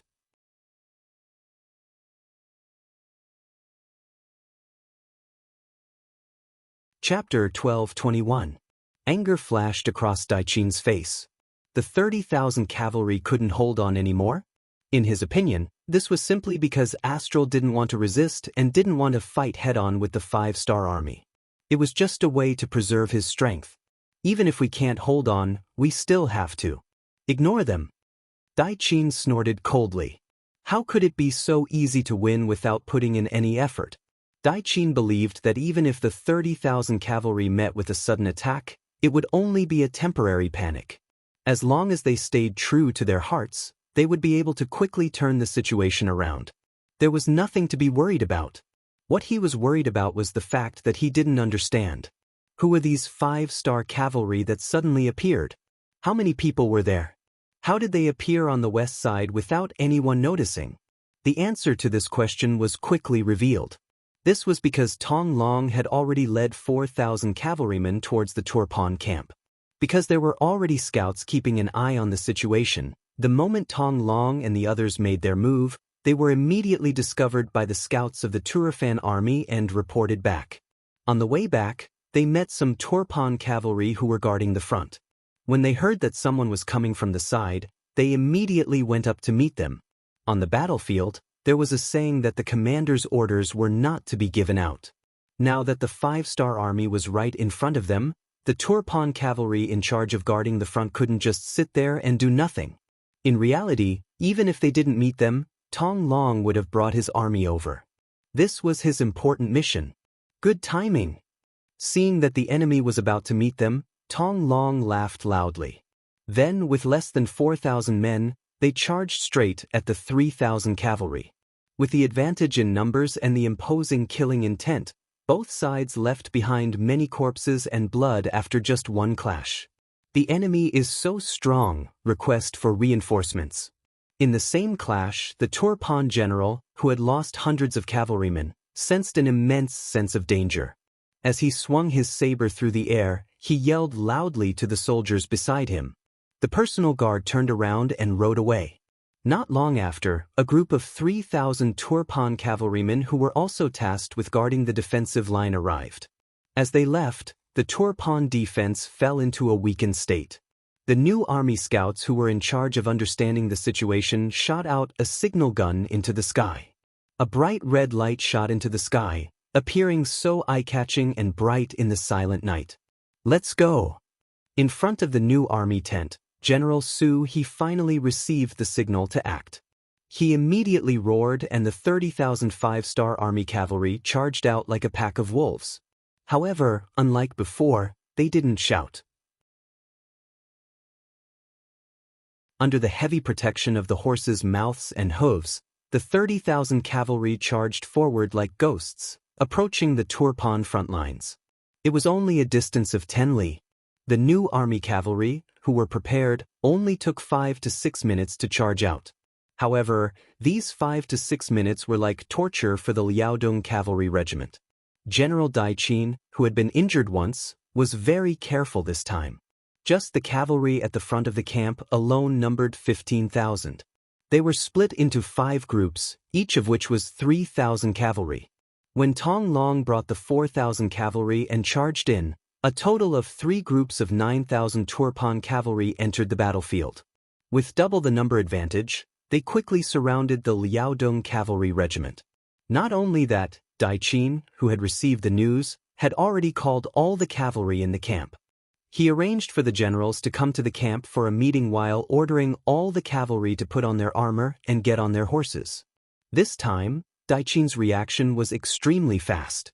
Even though he hadn't seen through the 5-star army's plan of attack, he relied on his advantage in numbers and made up his mind to take down the thousands of 5-star army cavalry that he had surrounded.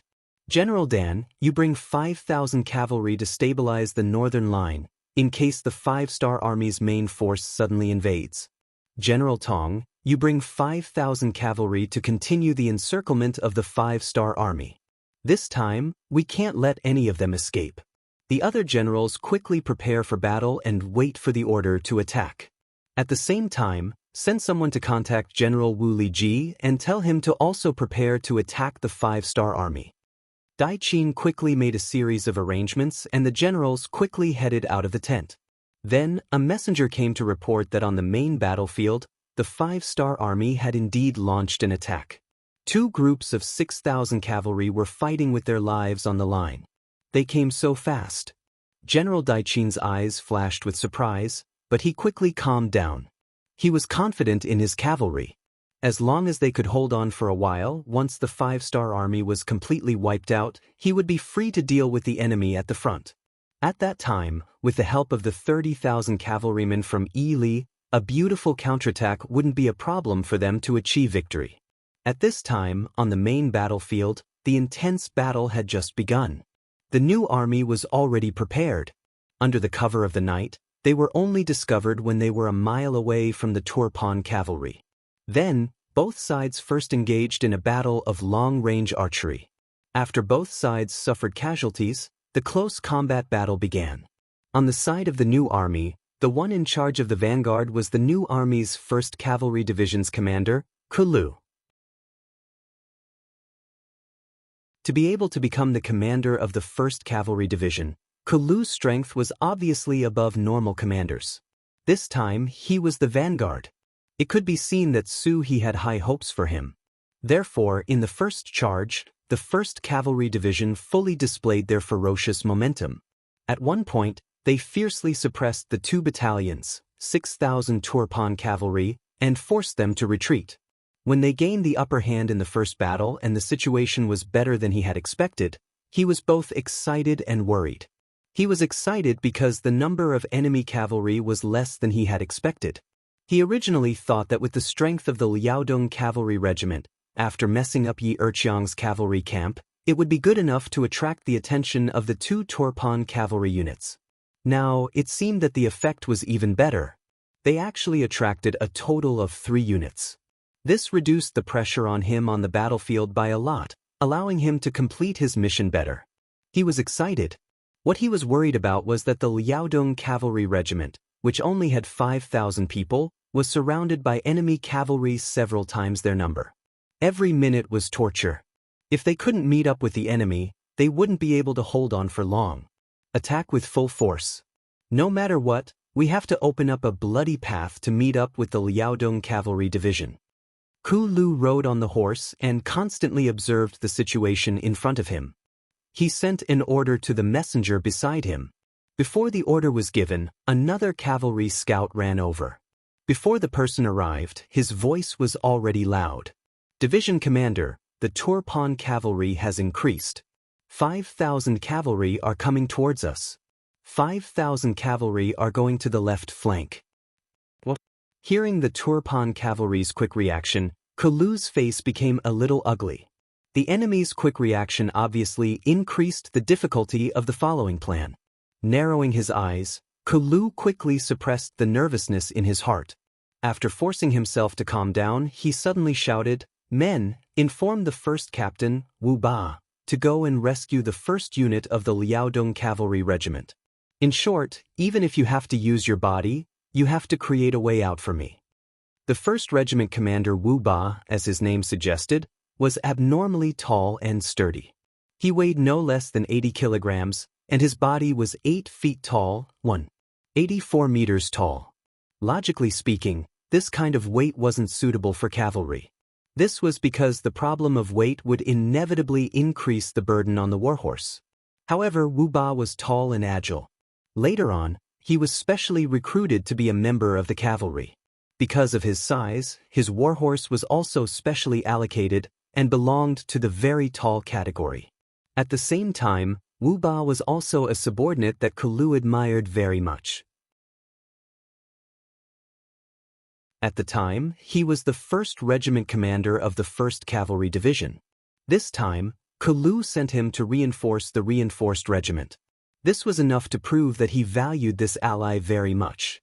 The moment Kulu gave the order, the other officers from the division headquarters were all stunned. One of them said with a face of worry, "Wu Ba is leading the main force of our 1st Cavalry Division. Now, there are still 5,000 Turpan cavalry coming at us.